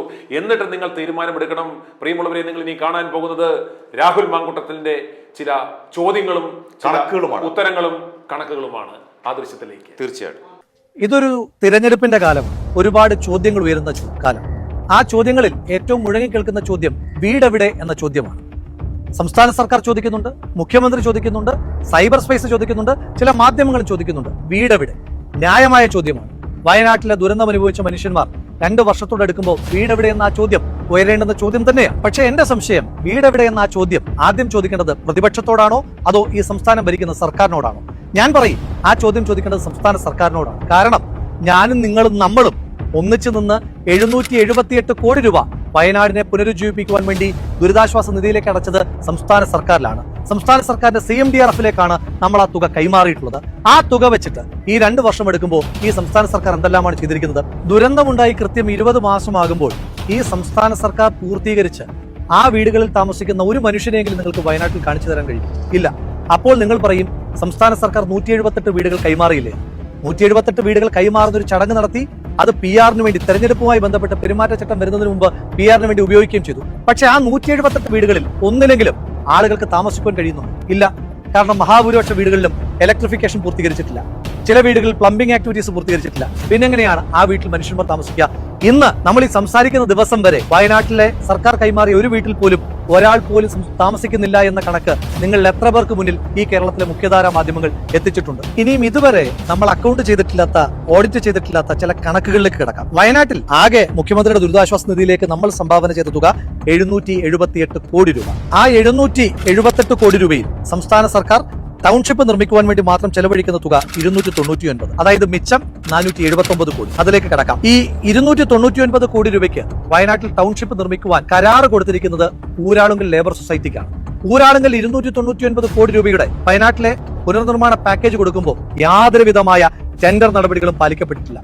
നമ്മൾ അപ്പോഴൊന്നും ചോദിച്ചിട്ടില്ല ഇതിനകത്ത് അഴിമതിയില്ലേ, എങ്ങനെയാണ് ടെൻഡർ ഇല്ലാതെ 299 കോടി രൂപ ഊരാളുങ്കലിൽ കൊടുക്കുന്നതെന്ന ചോദ്യം നമ്മൾ ചോദിക്കാത്തത്. ഒരു ദുരന്തത്തിന്റെ സമയത്ത് ചില ആളുകൾ സൂചിപ്പിക്കുന്ന പോലെ ശവത്തിൽ നിന്ന് മോട്ടിക്കുന്ന പണി ഈ സർക്കാർ കാണിക്കില്ല എന്ന നമ്മുടെ തെറ്റിദ്ധാരണ കൊണ്ടാണ്. ഇനി ആ കണക്കിലേക്ക് തന്നെ നമുക്ക് പോകാം. നിങ്ങൾക്കൊരു കാര്യം അറിയും, വയനാട്ടിൽ ആ ദുരന്തത്തിൽ മൊത്തം എത്ര മനുഷ്യന്മാർ കൊല്ലപ്പെട്ടിട്ടുണ്ടോ എന്നോ ആകെ എത്ര മനുഷ്യന്മാരെയാണ് കാണാതെ പോയതെന്നോ ഉള്ള കൃത്യമായ ഒരു കണക്ക് ഇന്നത്തെ ദിവസം വരെ സംസ്ഥാന സർക്കാരിന്റെ കയ്യിലില്ല. സംസ്ഥാന സർക്കാരിന്റെ കണക്കിൽ വയനാട്ടിൽ വീട് നഷ്ടമായ ആകെ ആളുകളുടെ എണ്ണം 487 ആണ്. ആ 487 പേരിൽ 85 ആളുകൾ പറഞ്ഞു ഞങ്ങൾക്ക് സംസ്ഥാന സർക്കാർ നിർമ്മിക്കുന്ന വീട് വേണ്ട, പകരം അതിനാവശ്യമായിട്ടുള്ള നഷ്ടപരിഹാര തുക നൽകിയാൽ മതി. അപ്പോൾ സംസ്ഥാന സർക്കാർ നിർമ്മിക്കേണ്ട വീട് 402. ഈ 85 കുടുംബങ്ങൾക്ക് വീട് നിർമ്മിക്കാനായി സംസ്ഥാന സർക്കാർ കൊടുത്തത് 15 ലക്ഷം രൂപയാണ്. അതായത് വയനാട്ടിൽ വീട് നഷ്ടമായ ഒരു മനുഷ്യന് ഒരു വീടിനെ സംസ്ഥാന സർക്കാർ കണക്കാക്കുന്നത് 15 ലക്ഷം രൂപ. അങ്ങനെ നോക്കുമ്പോൾ ഈ സംസ്ഥാന സർക്കാർ ആകെ വയനാട്ടിൽ നിർമ്മിക്കുവാൻ തീരുമാനിച്ചിരിക്കുന്നത് 410 വീടുകളാണ്. ആ 410 ഗുണം 15 ലക്ഷം.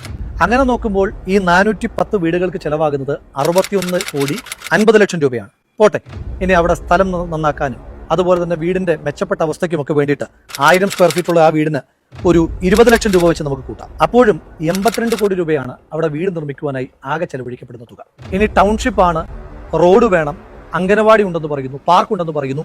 അതിനെല്ലാം കൂടി ഒരു 10 കോടി കൂടി മാറ്റി വെച്ചാൽ പോട്ടെ, എല്ലാം കൂടെ ചേർന്ന് ഒരു 100 കോടി രൂപ, അതും വിട്ടേക്കൂ 150 കോടി രൂപ. പക്ഷെ ടൗൺഷിപ്പിന് വേണ്ടി ആകെ മാറ്റി വെച്ചിരിക്കുന്ന തുക 299 കോടിയാണ്. അപ്പൊ ഈ ബാക്കി 149 കോടി വെച്ച് ഈ സംസ്ഥാന സർക്കാർ ഊരാളുകളിലും കൊണ്ട് എന്ത് ചെയ്യാനാണ് ഉദ്ദേശിക്കുന്നത്? അത് വയനാട്ടിൽ എന്തെങ്കിലും നിർമ്മിക്കുവാൻ വേണ്ടിയിട്ടാണോ അതോ CPM-കാർക്ക് വയർ നിറയ്ക്കുവാൻ വേണ്ടിയിട്ടാണോ എന്ന് നിങ്ങൾ തന്നെ പറയേണ്ടുന്ന കണക്കാണ്. അപ്പോൾ സർക്കാരിന്റെ ദുരിതാശ്വാസ നിധിയിലെ ബാക്കി പണത്തെ പറ്റിയും ഈ 299 കോടി രൂപയിലെ ബാക്കിയെ പറ്റിയും ഒക്കെ നമുക്ക് ഓഡിറ്റ് ചെയ്യണ്ടേ? ഓഡിറ്റ് ചെയ്യാനുള്ള അവകാശം നമുക്കുണ്ട്. കാരണം അത് പ്രതിപക്ഷം കൂടി കൊടുത്ത പൈസയാണ്. കർണാടക സർക്കാർ രാഹുൽ ഗാന്ധിയുടെയും പ്രിയങ്ക ഗാന്ധിയുടെയും KC വേണുഗോപാലിന്റെയും ഒക്കെ സമ്മർദ്ദത്തിന്റെ ഭാഗമായി 20 കോടി രൂപയാണ് സംസ്ഥാന സർക്കാരിന് ഭവന നിർമ്മാണത്തിന് വേണ്ടിയിട്ട് കൊടുത്തിരിക്കുന്നത്. അതുപോലെ തന്നെ കേരളത്തിലെ UDF-ന്റെ MLA-മാർ, പ്രതിപക്ഷ നേതാവ് അടക്കമുള്ള ആളുകൾ, MP-മാർ, അവരെല്ലാവരും വയനാട് ദുരിതാശ്വാസ നിധിയിലേക്ക് പണം കൈമാറിയിട്ടുണ്ട്. അപ്പം നമുക്ക് കൂടി അവകാശപ്പെട്ട ഈ സംസ്ഥാനത്തിന്റെ പൊതുവായ പണം, ആ പണം എങ്ങനെയൊക്കെ ചിലവഴിക്കപ്പെട്ടു എന്നതിനെ പറ്റി കൃത്യമായ കണക്ക് നമുക്കറിയണം. ഇനി തിരിച്ച് കോൺഗ്രസിനോട് നിങ്ങൾക്ക് ചോദിക്കാം, പ്രതിപക്ഷത്തോട് നിങ്ങൾക്ക് ചോദിക്കാം, എന്തിനെപ്പറ്റി? കാലതാമസത്തെ പറ്റി. ശരിയാണ്, പ്രതിപക്ഷത്തിന് കാലതാമസം ഉണ്ടായിട്ടുണ്ട് ഭവന നിർമ്മാണത്തിൽ. ഒരു കാര്യം നിങ്ങൾ മനസ്സിലാക്കേണ്ടത്, ഈ സംസ്ഥാനത്തെ എല്ലാ ഭൂമിയുടെ മുകളിലും കൂടുതൽ അവകാശമുള്ള സംസ്ഥാന സർക്കാർ, ആ സർക്കാരിന് പോലും 2024 ജൂലൈയിൽ ദുരന്തമുണ്ടായിട്ട് ഭൂമി ഏറ്റെടുപ്പ് പൂർത്തീകരിക്കാൻ കഴിഞ്ഞത് 2025 ഏപ്രിൽ മാസം 11-ാം തീയതിയാണ്. ഏതാണ്ട് ഒരു വർഷത്തോടെടുത്തു സംസ്ഥാന സർക്കാരിന്. അതിനേക്കാൾ കുറച്ചുകൂടി സമയം കോൺഗ്രസിനെടുത്തു. കോൺഗ്രസിന് മേപ്പാടിയിൽ കുന്നുംപറ്റയിൽ സ്ഥലം വാങ്ങിയിട്ടുണ്ട്. ഇന്ത്യൻ നാഷണൽ കോൺഗ്രസ് KPCC-യുടെ നേതൃത്വത്തിൽ ആപ്പ് വഴി ഏതാണ്ട് 4.5 കോടി രൂപയാണ് സമാഹരിച്ചതെന്നാണ് ഞാൻ മനസ്സിലാക്കുന്നത്. യൂത്ത് കോൺഗ്രസ് ആപ്പ് ഉപയോഗിച്ചിട്ടില്ല. ഓരോ നിയോജകമണ്ഡലം കമ്മിറ്റികൾക്ക് അക്കൗണ്ടിൽ പൈസ നിക്ഷേപിക്കുവാനാണ് ആവശ്യപ്പെട്ടത്.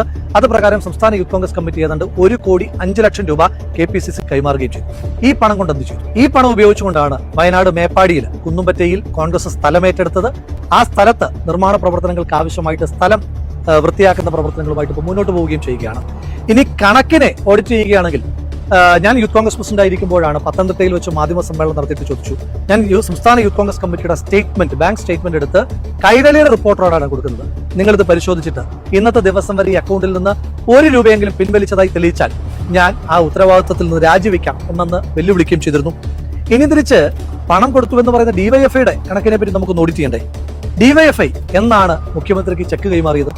2025 ഏപ്രിൽ മാസമാണ് 20 കോടി രൂപയുടെ ചെക്ക് മുഖ്യമന്ത്രിക്ക് കൈമാറിയത്. അതായത് 2025 ഏപ്രിൽ മാസം ഡിവൈഎഫ്ഐക്ക് 20 കോടി രൂപ അവരുടെ അക്കൗണ്ടിലേക്ക് എത്തി. അതുകൊണ്ടാണല്ലോ സംസ്ഥാനത്തിന്റെ മുഖ്യമന്ത്രിക്ക് ചെക്ക് കൈമാറുവാൻ കഴിയുന്നത്.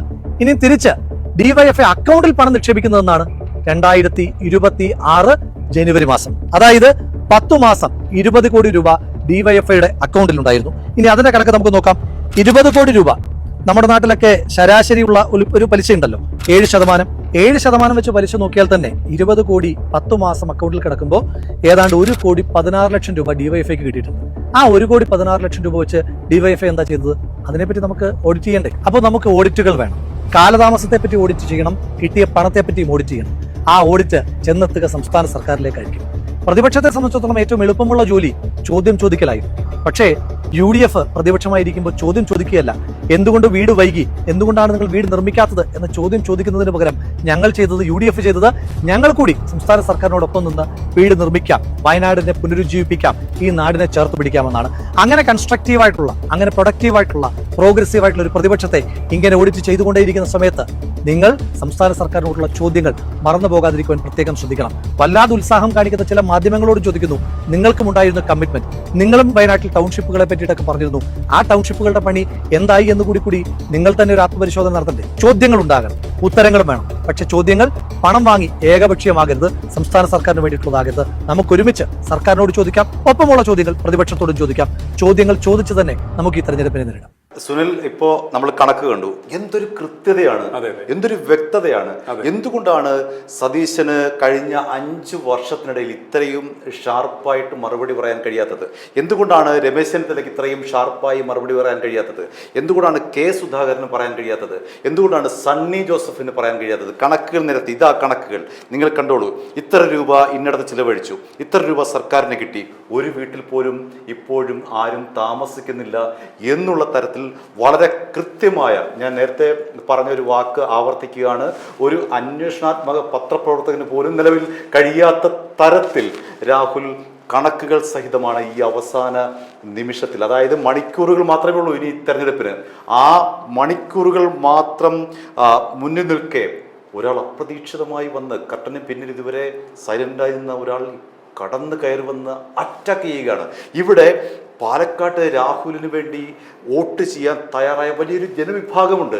അവർ കാണുന്നത് പിഷാരടിയാണ്, അല്ലെങ്കിൽ ഈ നേരത്തെ വിശേഷിപ്പിച്ച പോലുള്ള ഒരു മിമിക്രിക്കാരെ ആക്ഷേപിക്കുകയല്ല, പക്ഷേ രാഹുലുമായി കമ്പയർ ചെയ്യുമ്പോൾ പിഷാരടി വെറും ഒരു മിമിക്രിക്കാരന്റെ നിലവാരത്തിൽ തന്നെയാണ് നിൽക്കുന്നതെന്ന് ഖേദപൂർവ്വം പറയേണ്ടി വരും, അല്ലേ? അതെ, ആ പാലക്കാട്ടെ ജനങ്ങൾ ഓർക്കില്ലേ, ഇതുപോലൊരു മിടുക്കനായ, കേരളത്തിലെ തന്നെ 140 മണ്ഡലങ്ങളിലെ ഏറ്റവും വൈബ്രന്റായ, ഏറ്റവും മിടുക്കനായ, ഏറ്റവും കരുത്തുറ്റ, ഏറ്റവും കഴിവുള്ള, ഏറ്റവും പ്രതികരണശേഷിയുള്ള, ഇതുപോലെ മിടുക്കനായ, അല്ലെങ്കിൽ നാളെയുടെ മുഖ്യമന്ത്രി വരെ ആകുവാൻ സാധ്യതയുള്ള ഇതുപോലുള്ള ഒരു മിടുക്കനായ ഒരു ചെറുപ്പക്കാരനെ ഞങ്ങൾ സ്വപ്നം കണ്ട് പാലക്കാടൻ ജനങ്ങൾ ചരിത്ര ഭൂരിപക്ഷം നൽകി, അവന്റെ ജാതിയോ മതമോ അവൻ എവിടുന്ന് വന്നുവെന്നോ ഒന്നും നോക്കാതെ വിജയിപ്പിച്ചു വിട്ട ഞങ്ങളുടെ മിടുക്കനായ നേതാവിനെ തേൻകണിയിൽപ്പെടുത്തി ഇല്ലാതാക്കുവാൻ ശ്രമിച്ച ആ രാഹുൽ തന്നെ വേണ്ടി വന്നു. ഉത്തരം മുട്ടി നിന്ന ഇവന്മാരുടെ ഫേസ് രക്ഷിക്കുവാൻ, അവസാനം ഇവന്മാർക്ക് പിടിവള്ളിയാകുവാനുള്ള ഒരു കച്ചിത്തുരുമ്പായി മാറാൻ ഇവന്മാർ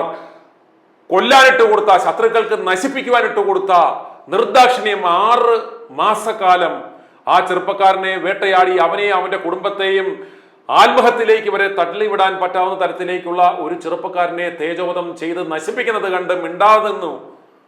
ബഹുമാനപ്പെട്ട കോടതി അടക്കം 3 കെട്ടിച്ചമച്ച കേസുകളിൽ ഇവർ ആരോപിച്ച ബലാത്സംഗം നിലനിൽക്കില്ല എന്ന് കോടതി തന്നെ അസജ്ഞിതമായി പ്രസ്താവിച്ചു. അതുപോലെ തന്നെ ഈ വിഷയം വീണ്ടും ആളിക്കത്തിക്കുവാൻ രാഹുൽ ഗാന്ധി ഇവിടെ എത്തിയപ്പോൾ രാഹുലിനെ വേദിയിലിരുത്തുമെന്നും ഭയന്ന ഈ വി.ഡി. സതീശനും സംഘവും ഈ ഉപജാപക സംഘത്തെ കൊണ്ട്, ഈ സ്ത്രീകളെ കൊണ്ട് സുപ്രീം കോടതിയിൽ വീണ്ടും കള്ളക്കേസ് കൊടുത്തു. അവസാനം എന്തായി? നാണം കെട്ടു. നാളെയും ഈ നാണം കെട്ട പണി ഇവന്മാർ ആവർത്തിക്കും. അതിജീവിതയെ അത് ചെയ്തു, അതിജീവിതയെ ഇത് ചെയ്തു, അതിജീവിതയുടെ വിഷയത്തിൽ അവരെ അത് ചെയ്തു എന്ന് പറഞ്ഞ് വീണ്ടും ഈ നാണം കെട്ടവന്മാർ ഇനി എത്ര മണിക്കൂർ വേറെ ഇത് സംസാരിക്കും? മറ്റൊരു പ്രധാനപ്പെട്ട പ്രശ്നമാണ്, രണ്ട് രാഹുലാണ് നമ്മുടെ മുന്നിലുള്ളത്. ഒന്ന് രാഹുൽ ഗാന്ധി, ഒന്ന് രാഹുൽ മാങ്കൂട്ടത്തിൽ. രാഹുൽ ഗാന്ധിക്ക് ഇത്തരത്തിൽ ഈ രാഹുൽ മാങ്കൂട്ടത്തിൽ പറയുന്നത് പോലെ ഒരു കണക്ക് നിരത്തി സർക്കാരിനെ പ്രതിരോധത്തിൽ, അല്ലെങ്കിൽ LDF-നെ CPM-നെ പ്രതിരോധത്തിലാക്കാൻ കഴിഞ്ഞിട്ടില്ല. അതായത് ഈ 5 ഓഫറുകൾ എന്ന് പറഞ്ഞ ആളുകൾ ട്രോള് ചെയ്ത് നശിപ്പിച്ച, ശരിക്കും ഇവൻ പപ്പുമോനാണെന്ന് പറഞ്ഞ് ആക്ഷേപിച്ച് വിട്ട സ്ഥാനത്താണ് ഈ രാഹുൽ എന്ന് പറഞ്ഞ അതേ രാഹുൽ ഇതാകുന്നത്. അതുപോലെ പാലക്കാട്ടെ ജനങ്ങളെ, നിങ്ങൾ ഒരു കാര്യം ഓർക്കണം, ഈ ഗാന്ധി ഫാമിലിയിലെ ഒരു പപ്പുമോൻ വന്നു കഴിഞ്ഞാൽ അയാളുടെ ഓട്ടവും അയാളുടെ ചാട്ടവും കണ്ടാൽ നിങ്ങൾ അതിൽ മതിമറന്ന് നിങ്ങളുടെ ശ്രദ്ധ മറയ്ക്കാൻ സാധിക്കുമെന്ന് കരുതിയാണ് ഇന്ന് ഈ രാഹുലിനെ പാലക്കാട്ടിറക്കി ഇവന്മാർ റോഡ് ഷോയും പ്രകടനവും നടത്തിയത്. നിങ്ങൾ മറക്കരുത്, ഇത് ചതിയാണ്. ഇതിന്റെ പിന്നിൽ VD സതീശന്റെ ആ ക്രൂരമായ മുഖം നിങ്ങൾ ഓർക്കണം. ഒന്ന് ഓർക്കുക, ഇതുപോലെ മിടുമിടുക്കനായ ഒരു യുവനേതാവിനെ ഇല്ലാതാക്കി, ഇതുപോലെ പ്രഹസനങ്ങൾ കാട്ടി, അവസാനം ഒരു മിമിക്രിക്കാരനെ ഇവന്മാരുടെ ഒരു കയ്യിലെ കളിപ്പാവ, കാരണം അവന് ചുക്കിനും ചുണ്ണാമ്പും അറിയത്തില്ല, അവൻ പറയുന്നിടത്ത് നിൽക്കും, ഒരിക്കലും ഇവന്മാർക്ക് ശത്രുവായി വരത്തില്ല. ഇതുപോലെ ഉരുളക്കുപ്പേരി പോലെ മറുപടി കൊടുക്കുന്ന മിടുക്കനായ ഒരുത്തൻ വളർന്നു വന്നാൽ നാളെ ഇവന്റെയൊക്കെ തല ഇവൻ എടുക്കും എന്ന് ഇവന്മാർക്ക് കൃത്യമായ ബോധ്യമുള്ളത് കൊണ്ടാണ് ഇതുപോലെ ഇവനെ കുടുക്കിയത്, ഇല്ലാതാക്കുവാൻ ശ്രമിച്ചത്, സംഘം ചേർന്ന് ആക്രമിച്ചതെന്ന് നിങ്ങൾ മനസ്സിലാക്കി. വരാൻ പോകുന്ന ഇനിയും വെറും 48 മണിക്കൂറുകൾ മാത്രമേ അവശേഷിക്കുന്നുള്ളൂ.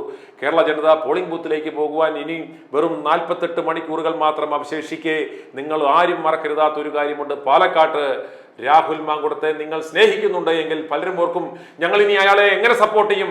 അയാൾ ഒരു സ്വതന്ത്ര സ്ഥാനാർത്ഥിയായി എങ്കിലും അവിടെ മത്സരിച്ചിരുന്നുവെങ്കിൽ ഞങ്ങൾ അയാളെ വിജയിപ്പിക്കുമായിരുന്നു എന്ന് പറയുന്നവരോട് ഞങ്ങൾക്ക് പറയുവാനുള്ളത്, രാഹുലിനെ ഒരു സ്വതന്ത്ര സ്ഥാനാർത്ഥിയായി പോലും മത്സരിക്കുവാൻ അനുവദിക്കാതെ ഈ കുടിലത നടത്തിയ VD സതീശനും സംഘത്തിനും നിങ്ങൾക്കൊരു മറുപടി കൊടുക്കണമെങ്കിൽ നിങ്ങൾ ചെയ്യേണ്ടുന്നത് ഒരേ ഒരു കാര്യമാണ്.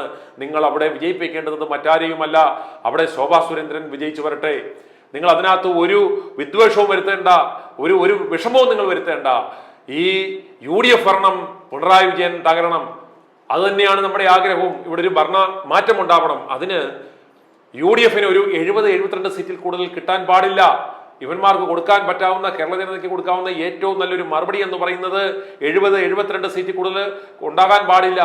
VD സതീശൻ പറഞ്ഞിരിക്കുന്നത് 100 സീറ്റിൽ അധികം മിന്നും വിജയം കിട്ടിയില്ലെങ്കിൽ ഞാൻ രാഷ്ട്രീയ വനവാസത്തിന് പോകുമെന്നാണ്. ഈ വൃത്തികെട്ടവനെ, ഈ തെൻകടിക്കാരനെ, ഈ പഴയ മണി ചെയിൻ തട്ടിപ്പുകാരനെ ഉന്മൂലനം ചെയ്യണമെങ്കിൽ, വനവാസത്തിന് പോകണമെങ്കിൽ, ഇവൻ ചെയ്ത തെറ്റിന് പ്രാശ്ചിത്യം ഉണ്ടാകണമെങ്കിൽ, അതിന് അവസരം വരണമെങ്കിൽ UDF-ന് ഒരു 70-72 സീറ്റിൽ കൂടുതൽ കിട്ടാൻ പാടില്ല. അതിന് നിങ്ങൾ ചെയ്യേണ്ടുന്നത് പാലക്കാട്ട്, ഞങ്ങൾ മറ്റു BJP-യുടെ വക്താക്കളായി പറയുകയല്ല, ശോഭാ സുരേന്ദ്രൻ എന്ന് പറയുന്ന ആ സ്ത്രീയെ സംബന്ധിച്ചിടത്തോളം അവർ പൊതുരംഗത്തുണ്ട്, മിടുക്കിയാണ്.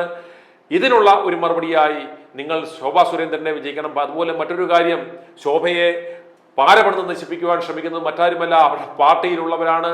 അവരുടെ ജില്ലാ പ്രസിഡന്റായ പ്രശാന്ത് ശിവൻ ഇദ്ദേഹവും സംഘവും ശോഭയെ കെണിയിൽപ്പെടുത്തുവാനുള്ള പണി ശ്രമിക്കുന്നുണ്ട്. പക്ഷേ BJP നേതൃത്വം അത് ശ്രദ്ധിക്കുമെന്ന് കരുതുന്നു.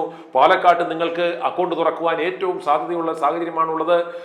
കോൺഗ്രസിനെ സ്നേഹിക്കുന്ന, രാഹുലിനെ സ്നേഹിക്കുന്ന ആളുകൾ ഉറപ്പായും ഇത്തവണ ഞങ്ങൾക്ക് ലഭിക്കുന്ന പ്രതികരണം i2 ന്യൂസ് റിയാക്ട് ഫോർ റൈറ്റിലേക്ക് വിളിച്ചറിയിക്കുന്നത്, ഇത്തവണ ഞങ്ങളുടെ വോട്ട് ഒന്നെങ്കിൽ ശോഭാ സുരേന്ദ്രന് കൊടുക്കും, അല്ലെങ്കിൽ ഞങ്ങൾ നോട്ടയ്ക്ക് കൊടുക്കുമെന്നാണ് പറയുന്നത്. അമ്മമാരടക്കമുള്ളവരാണ് വിളിക്കുന്നത്. അതെ, ആയിരക്കണക്കിന് ആളുകൾ.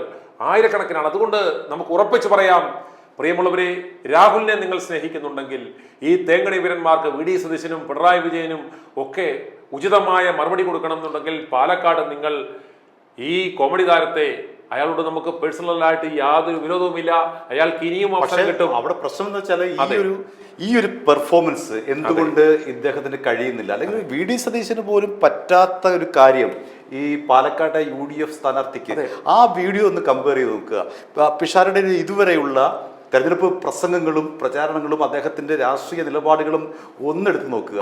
അതുമായി ഈ വീഡിയോ, ഈ രാഹുൽ മാങ്കൂട്ടത്തിൽ ഇപ്പോൾ ജസ്റ്റ് ഒന്ന് കമ്പയർ ചെയ്ത് നോക്കുക. VD സതീശന് പോലും കഴിയാത്ത ഒരു കാര്യം എങ്ങനെയാണ് പിഷാരടിക്ക് കഴിയുക? അവിടെയാണ് രാഹുൽ മാങ്കൂട്ടത്തിൽ ഈ അവസാന ലാപ്പിൽ വന്ന് എന്താ പറയുക, ഒളിച്ചടുക്കുക എന്ന് പറയുന്ന ആ ഒരു നിലപാടിലേക്ക്. പക്ഷെ ഒരു കാര്യം പറയണം, ഈ ദിവസം, അതായത് ഏതാണ്ട് ഒരു 10 ദിവസക്കാലത്തോളം രാഹുലിന്റെ ആ നിശബ്ദതയാണ് അത് രാഹുലിന്റെ മേഴ്സി. ആ ദിവസമാണ് ഈ നീർക്കോലി അറ്റാക്ക് UDF പ്രതീക്ഷിച്ചില്ല, LDF പ്രതീക്ഷിച്ചില്ല. അതെ, നീർക്കോലിക്ക് സീൽക്കാരം ഉണ്ടാക്കുവാനുള്ള ഒരു അവസരം ഈ രാഹുൽ മാങ്കൂട്ടത്തിൽ ഉണ്ടാക്കി കൊടുത്തു. ഇയാളുടെ ഒച്ചപ്പൊഴുങ്ങി. അതുപോലെ തന്നെ കേരളത്തിലുള്ള ജനങ്ങൾ മനസ്സിലാക്കേണ്ടുന്ന ഒരു കാര്യം, ഈ രാഹുൽ മാങ്കൂട്ടവും ഷാഫി പറമ്പിലും അതുപോലെ ചാണ്ടി ഉമ്മനും അബിൻ വർക്കിയും PC വിഷ്ണുനാഥും അടക്കമുള്ള ആ പ്രതീക്ഷയുള്ള ആ ഒരു യുവ നേതാക്കന്മാർ ഒറ്റക്കെട്ടായി കളത്തിലിറങ്ങി ഇരുന്നുവെങ്കിൽ ഈ ശബരിമല കൊള്ള ഇവിടെ സംസാര വിഷയമാകുമായിരുന്നു. ഇവന്മാർ ഈ വയനാട്ടിൽ നടത്തിയ തീവട്ടിക്കൊള്ള സംസാര വിഷയമാകുമായിരുന്നു. ഇവന്മാരെ പൊളിച്ചെടുക്കുമായിരുന്നു. കാരണം പൊളിറ്റിക്കലി ആർജവമുള്ളവരാണ് ഇത്രയും പേരും. അവർക്ക് ഇപ്പൊ ഈ പറയുന്ന നിരകൾ ഇറങ്ങിക്കഴിഞ്ഞാൽ രാഹുൽ മാങ്കൂട്ടത്തിൽ ഇപ്പോൾ ചെയ്ത പെർഫോമൻസ് പോലെ അവർ ഓരോരുത്തർക്കും പെർഫോം ചെയ്യാനുള്ള കഴിവും ശേഷിയും രാഷ്ട്രീയ ബോധ്യവുമുള്ളവരാണ്. അവരെയാണ് തകർത്ത് കളഞ്ഞത്. ഈ VD സതീശന് പറയുവാൻ യാതൊരു അവകാശമോ വോയിസോ ഇല്ല. കാരണം കഴിഞ്ഞ 5 കൊല്ലമായി പ്രതിപക്ഷ നേതാവ് എന്ന നിലയ്ക്ക് ഇയാൾ പ്രതിപക്ഷ സ്ഥാനത്തിരുന്നിട്ട് ഒരു ശക്തമായ ഒരു സമരം നയിക്കുകയോ ഒരു പ്രതിഷേധം നടത്തുകയോ പോലും ചെയ്യാത്ത ഈ നാണം കെട്ടവനാണ് ഈ അവസാന നിമിഷം മാധ്യമങ്ങളുടെ മുന്നിൽ ഈ ചെറുപ്പക്കാരന്മാരെ ഒതുക്കിയിട്ട് എൻ്റെ തല എൻ്റെ ഫുൾ ഫിഗർ എന്നും പറഞ്ഞ് PR ഏജൻസിക്ക് പണം കൊടുത്ത് തുള്ളിച്ചാടുന്നതെന്ന് ഓർക്കണം. ഇയാൾ ഇത്രയും കാലം മാധ്യമങ്ങളുടെ മുന്നിൽ നിന്ന്, അതായത് രണ്ട് പേരാണ് കേരളത്തിലെ ജനങ്ങളെ വെറുപ്പിച്ചിരുന്നത്. ഒന്ന്, ഈ സകല സ്ഥലത്തും ഹോർഡിങ്ങുകൾ വെച്ച് ഈ പിണറായി വിജയന്റെ ആ അളിഞ്ഞ മുഖം കാണുമ്പോൾ കേരളത്തിലെ ജനങ്ങൾക്ക് ഒരു അവേർഷൻ ഉണ്ടാകും. അതുപോലെ തന്നെ ഈ പഴയ മണി ചെയിൻ തട്ടിപ്പുകാരൻ, ഈ തേൻകണി വീരൻ ഒതുക്കീശൻ നെട്ടൂർ കേക്കച്ചന്റെ മുഖവും ഇയാളുടെ തുള്ളിച്ചാട്ടവും കാണുമ്പോൾ കോൺഗ്രസിനെ ഇഷ്ടപ്പെടുന്നവർ തന്നെ വോട്ട് ചെയ്യത്തില്ല എന്ന് തീരുമാനിക്കും. ഈ രണ്ടെണ്ണവും മാറി മാറി നിന്ന് കേരളത്തിലെ ജനങ്ങളെ വെറുപ്പിക്കുകയായിരുന്നു. എന്നാൽ അതേസമയം ഈ രാഹുലിനെ പോലെയുള്ള ഷാഫിയെ പോലെയുള്ള മിടുക്കന്മാരായ യുവനേതാക്കന്മാർ വന്ന് കാരണസഹിതം തെളിവുകളടക്കം ജനങ്ങളോട് സംവേദിച്ച് ഇവന്മാർ പറയുന്ന മണ്ടത്തരത്തെ വലിച്ചു കീറി ഭിത്തിയിൽ തേക്കി ആയിരുന്ന ഇവരെ ഒതുക്കിയിട്ട് ഇവന്മാർ എന്ത് നേടി എന്ന് നമുക്ക് കാത്തിരിക്കുന്ന മനസ്സിലാക്കാനുള്ള സമയമാണ്. അതുകൊണ്ട് പാലക്കാട്ട് എന്തൊരു വികാരമാണ് രാഹുലിന് അനുകൂലമായി ഈ സോഷ്യൽ മീഡിയയിൽ ഇപ്പോൾ വന്നത്. അദ്ദേഹത്തിന്റെ 2 വീഡിയോകളാണ്. അതെ, എത്ര മില്യൺ ആൾക്കാരാണ്. നേരം ഇരുട്ടി വിളിക്കുന്നതിന് മുമ്പ് തന്നെ 2 മില്യണിലധികം ആളുകളാണ് ഓരോ വീഡിയോ കാണുന്നത്. ഇന്ന് കേരളത്തിലെ എന്നല്ല ഇന്ത്യയിലെ എത്ര നേതാക്കന്മാരുടെ പൊളിറ്റിക്കൽ പോസ്റ്റിങ്ങുകൾക്ക് ഇത്രത്തോളം നാച്ചുറൽ ആയിട്ടുള്ള വ്യൂ കിട്ടുന്നു, അതുപോലെ തന്നെ പ്രതികരണങ്ങൾ കിട്ടുന്നു. ആ പ്രതികരണങ്ങളിലൂടെ നമ്മൾ ഒന്ന് കടന്നു പോയാൽ തന്നെ കേരള ജനതയുടെ പൾസ് എന്താണ്, കേരളത്തിന്റെ മനസാക്ഷി എന്ത് ചിന്തിക്കുന്നു, രാഹുലിനെ എങ്ങനെയാണ് കേരളത്തിലെ ജനങ്ങൾ മനസ്സിൽ അവർ കരുതുന്നത് എന്നതിന്റെ നേർസാക്ഷ്യമാണ് അത്. അതുകൊണ്ട് നമുക്ക് നിസ്സംശയം പറയാം, ഈ വരാൻ പോകുന്ന നിയമസഭാ തെരഞ്ഞെടുപ്പിൽ പാലക്കാടൻ ജനത മണ്ടന്മാരല്ല. അവരുടെ മുന്നിൽ ഏത് രാഹുൽ ഗാന്ധി ആയിക്കോട്ടെ, ഏത് കൊലകൊമ്പനായിക്കോട്ടെ വന്ന് റോഡ് ഷോ നടത്തിയാൽ പോലും രാഹുൽ മാങ്കൂട്ടത്തിൽ എന്ന് പറയുന്ന ആ യുവനേതാവ് കഴിഞ്ഞ 1.5 വർഷം കൊണ്ട് ആ പാലക്കാടൻ മക്കൾക്ക് നൽകിയ സ്നേഹം, അവർക്ക് നൽകിയ സഹായങ്ങൾ, അവരോടൊപ്പം നിന്നതൊന്നും അവർ മറക്കില്ല. അവർ യാതൊരു കാരണവശാലും രാഹുലിന്റെ തല താഴ്ത്തുവാനുള്ള ഒരു അവസരം ഉണ്ടാക്കില്ല.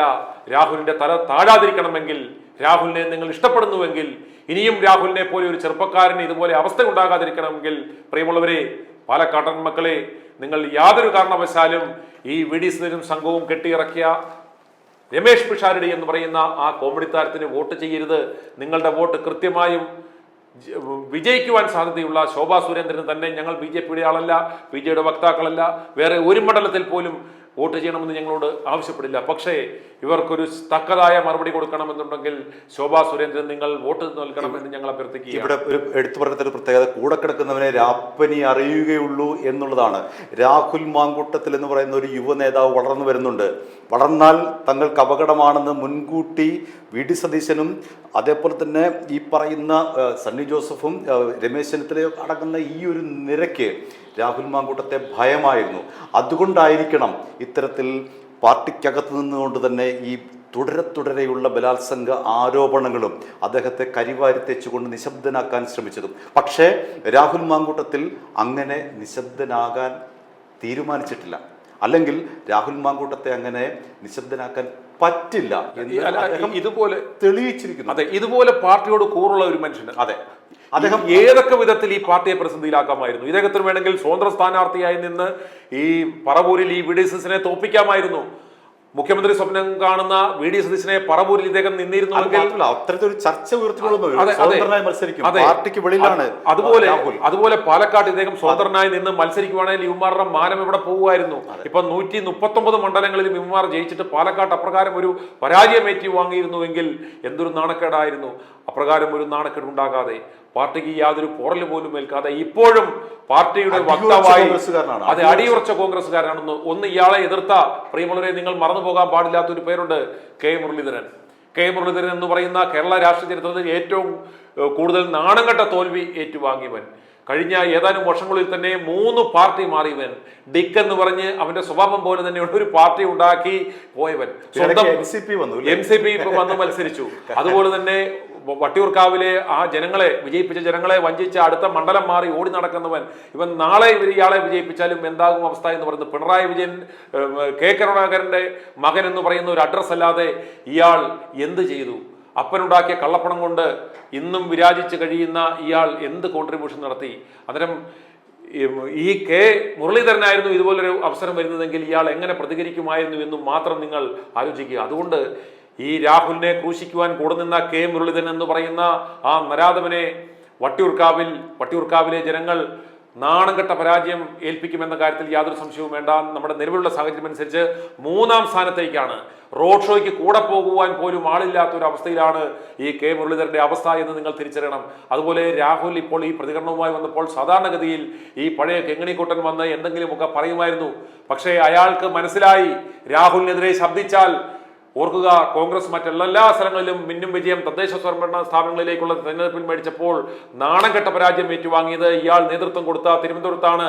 അവിടെ BJP ആദ്യമായി കേരളത്തിലെ ചരിത്രത്തിൽ ആദ്യമായി ഒരു കോർപ്പറേഷൻ പിടിച്ചെടുത്തു. അതുപോലെ തന്നെ വട്ടിയൂർക്കാവിലും മാത്രമല്ല ഇവിടെ നാണംകെട്ട പരാജയം ഉണ്ടാകുമെന്ന് ഇയാൾക്കറിയാവുന്നത് കൊണ്ടാണ് രാഹുൽ ഇത്രയും ഒരു വലിയ സർജിക്കൽ സ്ട്രൈക്ക് നടത്തിയിട്ടും മിണ്ടാതെ നിൽക്കുന്നത്. ഇവിടെ ശ്രദ്ധിക്കേണ്ട ഒരു കാര്യം, ഇവിടെ CPIM-നെ പ്രതിക്കൂട്ടിലാക്കാൻ വരട്ടെ, ആദ്യം പ്രതിക്കൂട്ടിലാകുന്നത് രാഹുലിന്റെ ഈ ബലാത്സംഗ കേസുമായി ബന്ധപ്പെട്ട് കൂടെ ഉള്ളവർ തന്നെയാണ്. അവർ തന്നെ ആയിരിക്കണം ഒരു തീർച്ചയായിട്ടും നമുക്ക് ഉറപ്പിക്കാൻ കഴിയും. അവർ തന്നെയാണ് തദ്ദേശ തെരഞ്ഞെടുപ്പിൽ ഉണ്ടായത്. രാഹുലിനെ തകർക്കാൻ കോൺഗ്രസിനകത്ത് നിന്ന് തന്നെയുള്ള ഈ നേതാക്കളാണെന്ന് നമുക്ക് ഉറപ്പിച്ചു പറയാൻ കഴിയും. കാരണം അതിനുശേഷമാണ് ആ ആരോപണങ്ങൾ CPIM ഏറ്റെടുക്കുന്നത്. ഇപ്പോൾ കൃത്യമായി തെളിഞ്ഞിരിക്കുകയാണ്. എവിടെയാണ് സതീശന് ഉത്തരം മുട്ടുന്നത്, എവിടെയാണ് സണ്ണി ജോസഫിന് ഉത്തരം മുട്ടുന്നത്, എവിടെയാണ് രമേശ് ചെന്നിത്തലയ്ക്ക് ഉത്തരം മുട്ടുന്നത്, എവിടെയാണ് വേണുഗോപാലിന് ഉത്തരം മുട്ടുന്നത്. ആ മുട്ടിയ ഉത്തരങ്ങളുമായിട്ടാണ് രാഹുൽ മാങ്കൂട്ടത്തിൽ അവരുടെ രക്ഷകനായി ഉത്തരം മുട്ടി നിന്നവന്മാർക്കുള്ള, അതായത് ഒരു വാക്ക് പോലും സംസാരിക്കാനില്ലാത്തവന്മാർക്ക് എവിടെ നിങ്ങളുടെ ഉത്തരമാണിത്, നിങ്ങൾ ഇതുവരെ മറച്ചുവെച്ച ഉത്തരം ഞാൻ പറയുന്നു എന്ന് പറഞ്ഞുകൊണ്ടാണ് രാഹുൽ ഈ അവസാന പിടിവള്ളിയായി കോൺഗ്രസിന് UDF-നുള്ള അവസാന കച്ചിത്തുരുമ്പായി ഇവരുടെ മാനം രക്ഷിക്കുവാൻ വേണ്ടി ഇവർ പാർട്ടിയിൽ നിന്നും പുറത്താക്കിയ രാഹുൽ തന്നെ വേണ്ടി വന്നു എന്ന് ഇവർ ഇനിയെങ്കിലും തിരിച്ചറിയണം. പക്ഷെ കേരളത്തിലെ ജനങ്ങൾ നിങ്ങൾ തിരിച്ചറിയണം, ആ രാഹുലിനെ നാണം കെടുത്തുവാനുള്ള അവസരം നിങ്ങളായിട്ടുണ്ടാക്കരുത്. രാഹുൽ വിജയിക്കണമെങ്കിൽ, രാഹുലിന്റെ ശബ്ദം ഇനിയും ഉയരണമെങ്കിൽ, രാഹുലിന് തലയുയർത്തി ഇനി കേരള രാഷ്ട്രീയത്തിലേക്ക് മടങ്ങി വരണമെന്നുണ്ടെങ്കിൽ പാലക്കാട്ട് രാഹുലിനെ നിങ്ങൾ സഹായിക്കണം. എങ്ങനെ? അവിടെ ഈ VD സതീശനും സംഘവും നൂലിൽ കെട്ടി ഇറക്കിയ ഈ രാഷ്ട്രീയവുമായോ പൊതുപ്രവർത്തനവുമായോ യാതൊരു പാരമ്പര്യമില്ലാത്ത, പ്രവർത്തന പരിചയമില്ലാത്ത ഒരു അഭിനേതാവിനെ കൊണ്ടുവന്നിറക്കിയ അയാൾക്ക് തക്കതായ മറുപടി കൊടുക്കണം. അവരുടെ സ്ഥാനാർത്ഥി പരാജയപ്പെടണം, ശോഭാ സുരേന്ദ്രൻ വിജയിക്കണം. എങ്കിൽ മാത്രമേ അതിന് കൃത്യമായ ഒരു മറുപടി ഉണ്ടാവൂ. രാഹുലിന് തലയുയർത്തി രാഹുലിന്റെ ആ അഭാവം മനസ്സിലാക്കി കൊടുക്കണമെങ്കിൽ അതേ നമുക്ക് സാധിക്കത്തുള്ളൂ. മിഷൻ 250യുടെ 235ാം ദിനമായി ഇന്ന് ലോകമെമ്പാടുമുള്ള പ്രേക്ഷകരോട് ഞങ്ങൾക്ക് പറയുവാനുള്ളതെന്ന് ഇതാണ്. അതുപോലെ തന്നെ നിങ്ങളൊരു കാര്യം മനസ്സിലാക്കണം, ഈ രാഹുൽ വിഷയത്തിൽ ഇവർക്ക് തെറ്റിദ്ധരുത്തുവാൻ എത്രയോ അവസരമുണ്ടായി. ആദ്യത്തെ 135 ദിവസങ്ങൾക്ക് ശേഷം മാത്രമാണ് ആദ്യ പരാതിക്കാരുണ്ടായത്. അന്നേരം ശക്തമായ ഒരു കാര്യം പറയുകയാണ്, പരാതിക്കാർ ആരെങ്കിലും ഉണ്ടെങ്കിൽ നിങ്ങൾ പോലീസിൽ പരാതി കൊടുക്കൂ, ഞങ്ങൾ സഹായിക്കാമെന്ന് പറഞ്ഞിരുന്ന ഒരു നിലപാടെടുത്തിരുന്നുവെങ്കിൽ ഈ പ്രശ്നം ഉണ്ടാവുമായിരുന്നില്ല. ഈ 6 മാസം ഈ വിഷയമിട്ട് ആളിക്കത്തിച്ച് നാറ്റിച്ച് UDF-ന്റെ കോർട്ടിലായിരുന്നു ഈ കളി മുഴുവൻ. പിണറായി വിജയൻ നടത്തിയ തീവട്ടിക്കൊള്ളയും സ്വർണ്ണക്കൊള്ളയും ഒന്നും ഇവിടെ സംസാര വിഷയം പോലും ആയില്ല. ഈ 48 മണിക്കൂർ ബാക്കി നിൽക്കുമ്പോൾ പോലും സ്വർണ്ണക്കൊള്ള വിഷയം ആയിരക്കണക്കിനുള്ള തട്ടിപ്പുകളിൽ ഒന്നു മാത്രമായി ഒതുക്കിക്കളഞ്ഞത് ഇവന്മാരുടെ കഴിവില്ലായ്മയാണെന്ന് നിങ്ങൾ മനസ്സിലാക്കി. മനസ്സിലാക്കണം. ഇവിടെ പ്രധാനപ്പെട്ട ഒരു കാര്യം കൂടി കൂട്ടിച്ചേർക്കണമെന്ന് തോന്നുന്നു. രാഹുലിനെ പോലുള്ള ഒരു രാഷ്ട്രീയ തന്ത്രജ്ഞൻ ഇല്ല എന്ന് വേണമെങ്കിൽ പറയാം. ഇതുവരെ കട്ടന് പിന്നിലായിരുന്ന, ഇതുവരെ ആരോപണങ്ങൾക്ക് പരസ്യമായി മറുപടി പറയാതിരുന്ന രാഹുൽ വളരെ ശാന്തനായാണ് വന്നത്. ആദ്യം ദുഃഖവെള്ളി ദിനത്തിൽ വന്നു, ഒന്ന് ആശംസ അറിയിച്ചിട്ട് പോയി. പിന്നീടാണ് ഈ വരവ് വന്നത്, അല്ലേ? അത് LDF UDF വൃത്തങ്ങളെ ഒരുപോലെ അമ്പരപ്പിച്ചുകൊണ്ട് അവർക്ക് പ്രതിരോധിക്കാൻ കഴിയാത്ത നിലയിലുള്ള തെളിവ് സഹിതമുള്ള ആരോപണങ്ങൾ ഉന്നയിച്ചുകൊണ്ടാണ് രാഹുൽ മാങ്കൂട്ടത്തിൽ ഈ അവസാന മണിക്കൂറുകൾ മാത്രം ശേഷിക്കെ ഈ ഒരു വരവ് വന്നത്. അതുപോലെ ഹാരി പറഞ്ഞ വളരെ പ്രധാനപ്പെട്ട പോയിന്റ്, അതായത് എത്ര സമചിത്തതയോടെ, കാരണം യാതൊരു വൈകാരികമല്ല, യാതൊരു ഒന്നുമില്ല, ശോഭിക്കുന്നില്ല. അദ്ദേഹം വളരെ സമചിത്തത പാലിച്ച് വളരെ ശാന്തനായി എത്ര തന്മയത്വത്തോടു കൂടിയാണ് സംസാരിച്ചത്. എന്നാൽ ഇത്രയും വർഷം രാഷ്ട്രീയ പാരമ്പര്യമുള്ള പക്വത കാണിക്കേണ്ടുന്ന പ്രതിപക്ഷ നേതാവ് ഒരു നിസ്സാര ചോദ്യം ചോദിക്കുമ്പോൾ പോലും തട്ടിക്കേറുക, ചീത്ത വിളിക്കുക, ഇറങ്ങിപ്പോവുക. അതുപോലെ തന്നെ പിണറായി വിജയൻ എന്ന് പറയുന്ന സംസ്ഥാന ഭരിക്കുന്ന മുഖ്യമന്ത്രി തന്നെ നിന്റെ വീട്ടിൽ പോയി ചോദിക്കാൻ പറയുക, ആട്ടി ഇറക്കുക, ക്രൂരനായി നോക്കുക, എന്തൊക്കെ കോപ്രായങ്ങൾ കാണിക്കുന്നു. ആ സമയത്ത് ഇത്രയും വ്യക്തിഹത്യ നടത്തിയിട്ടും ഇത്രയും ആരോപണങ്ങൾ നടത്തിയിട്ടും പിടിച്ച് ജയിലിൽ ഇട്ടിട്ടും ഒരു ശരാശരിക്കാരനായി ആത്മഹത്യ ചെയ്തേനെ. ഒരു പുഞ്ചിരിയോടെ എങ്ങനെ ഒരു മറുപടി പറയുവാൻ സാധിക്കുന്നു എന്ന് മനസ്സിലാക്കുമ്പോൾ തന്നെ ഇയാളുടെ മെറ്റൽ എന്താണ് എന്ന് കേരളത്തിലെ ജനങ്ങൾ ചിന്തിക്കണം. അതുപോലെ ഇങ്ങനെ ഈ തേൻകണി വീരന്മാർക്ക് ഇട്ട് നശിപ്പിച്ചു കൊടുക്കുവാനുള്ളതല്ല രാഹുലിന്റെ ഭാവി എന്ന് നമ്മൾ മനസ്സിലാക്കണം. അതുകൊണ്ട് പ്രിയമുള്ളവരെ, വെറും 48 മണിക്കൂർ മാത്രമാണ് ഇനി നമ്മുടെ കയ്യിലുള്ളത്. വെറും 48 മണിക്കൂർ. ഈ 48 മണിക്കൂറിനുള്ളിൽ വീണ്ടും ഇതുപോലുള്ള പല തരികടകളും പല നമ്പറുകളുമായി ഇവന്മാർ വരും. പക്ഷേ നമുക്ക് രാഹുൽ ആരാണെന്ന് മനസ്സിലായി കഴിഞ്ഞു. അതുകൊണ്ട് രാഹുലിനെ സ്നേഹിക്കുന്നുണ്ടെങ്കിൽ നിങ്ങൾ ചെയ്യേണ്ടുന്നത് പാലക്കാട്ട് ഈ VD സതീശനും സംഘവും ഇറക്കിയ രമേശ് പിഷാരടി തോക്കണം. ഇനി പ്രേക്ഷകർ കാണാൻ പോകുന്നത് കെ സുധാകരന്റെ കയ്യിൽ നിന്നും എന്തെങ്കിലും ഒരു കുത്തിത്തിരിപ്പ് മറുപടി കിട്ടുമെന്ന് കരുതി ആ കെ സുധാകരൻ വന്നപ്പോൾ ചോദിച്ച ചോദ്യവും അതിനുള്ള പ്രതികരണവും, അല്ലേ? അത് കണ്ടിട്ട് അതെ, ആ ഒരു ചോദ്യവും അതിന് നൽകിയ പ്രതികരണവും കണ്ട ശേഷം ഉടനെ മടങ്ങി വരാം. തീർച്ചയായും വനവാസത്തിന് പോകുമെന്നാണ് അദ്ദേഹം അങ്ങനെ പോകാണ്ടിരിക്കട്ടെ എന്ന് നമ്മളെല്ലാം അതിനു വേണ്ടി പ്രാർത്ഥിക്കാം. അല്ല, അദ്ദേഹം ഇത് സംഭവിച്ചാൽ അദ്ദേഹം പോണ്ടേ? പോണം. അത് പോകാതിരിക്കാൻ നമ്മൾ പ്രാർത്ഥിക്കാം. പോണ്ടി വരുമല്ലോ, സ്വാഭാവികമായിട്ടും. വാക്ക് പാലിക്കുന്ന ചെയ്യുന്ന നേതാക്കന്മാരാണെങ്കിൽ പോണ്ടേ? അപ്പോ അതിൽ നമുക്ക് സങ്കടവും പ്രയാസവും ഉണ്ട്. അതുകൊണ്ട് ഞാനൊക്കെ പ്രാർത്ഥിക്കുന്നത് അങ്ങനെ സംഭവിക്കാതിരിക്കട്ടെ എന്നാണ്. എന്തൊരു ദയനീയ പെർഫോമൻസ്. പ്രിയമുള്ളവരെ, ഒരു കാര്യം മനസ്സിലാക്കേണ്ടത്, എന്താ പറയുന്നത്, ഇത്രയും രാഷ്ട്രീയ പാരമ്പര്യമുള്ള ആൾ, അല്ലേ? എന്തെല്ലാമാണ് KPCC ഈ പവനായി ശവമായി എന്ന് പറഞ്ഞ പോലെ. പക്ഷെ നമ്മളൊരു കാര്യം മനസ്സിലാക്കേണ്ടത്, ഈ കെ സുധാകരനും രമേശ് ചെന്നിത്തലയും അതുപോലെ മറ്റ് പല മുതിർന്ന ഈ തൈക്കളവന്മാരും എല്ലാവരും ഇതുപോലെ പലരും ഓർക്കും, കോൺഗ്രസ്സുകാർക്ക് UDF-കാരന്മാർക്ക് ഇത്രയും ആത്മനിയന്ത്രണമോ, കീരിയും പാമ്പും പോലെ കസേരയ്ക്ക് വേണ്ടി പടവെട്ടി നിൽക്കുന്ന ഇവന്മാർ ഇത്രയും പക്വതയോടെ മറുപടി പറയണമെങ്കിൽ എന്തെങ്കിലും ഒരു കാരണം ഉണ്ടാവും എന്ന് നിങ്ങൾ കരുതും. അതാ ഞാൻ നേരത്തെ പറഞ്ഞത്, അതുകൊണ്ട് തന്നെ രാഹുൽ മാങ്കൂട്ടത്തിൽ ഭാവിയിലെ ഏറ്റവും വലിയ ലീഡറായി, ഒരു പക്ഷേ കെ കരുണാകരന് ശേഷമുള്ള ഒരു ലീഡർ എന്ന് വിശേഷിപ്പിക്കാൻ തക്ക വിധമുള്ള ഒരു നേതാവായി ഉയർന്നു വരും എന്നുള്ള ഭയത്തിൻ്റെ അടിസ്ഥാനത്തിൽ മാത്രമാണ് ഈ പറയുന്ന VD സതീശനും രമേശ് ചെന്നിത്തലയും സണ്ണി ജോസഫും വേണുഗോപാലും അടക്കമുള്ളവർ ഈ ചെറുപ്പക്കാരനെ കടിച്ചു കീറാൻ വിട്ടുകൊടുത്തത്. അതുപോലെ ആ പോയിന്റിൽ വിട്ടുപോയ ഒരു കാര്യമുണ്ട്. ഇവർ ഇത്രയും പക്വതയോടുകൂടി ഈ കെ സുധാകരനും രമേശ് ചെന്നിത്തലയും അടങ്ങുന്ന മുതിർന്ന നേതാക്കന്മാർ ഇപ്രകാരം VD സതീശൻ രാഷ്ട്രീയ വനവാസത്തിന് പോകണമെന്ന് ചോദിച്ചപ്പോൾ വളരെ തന്മയത്വത്തോടുകൂടി മറുപടി പറയുവാൻ കാരണം ശക്തമായ താക്കീത് കേന്ദ്രം കൊടുത്തു.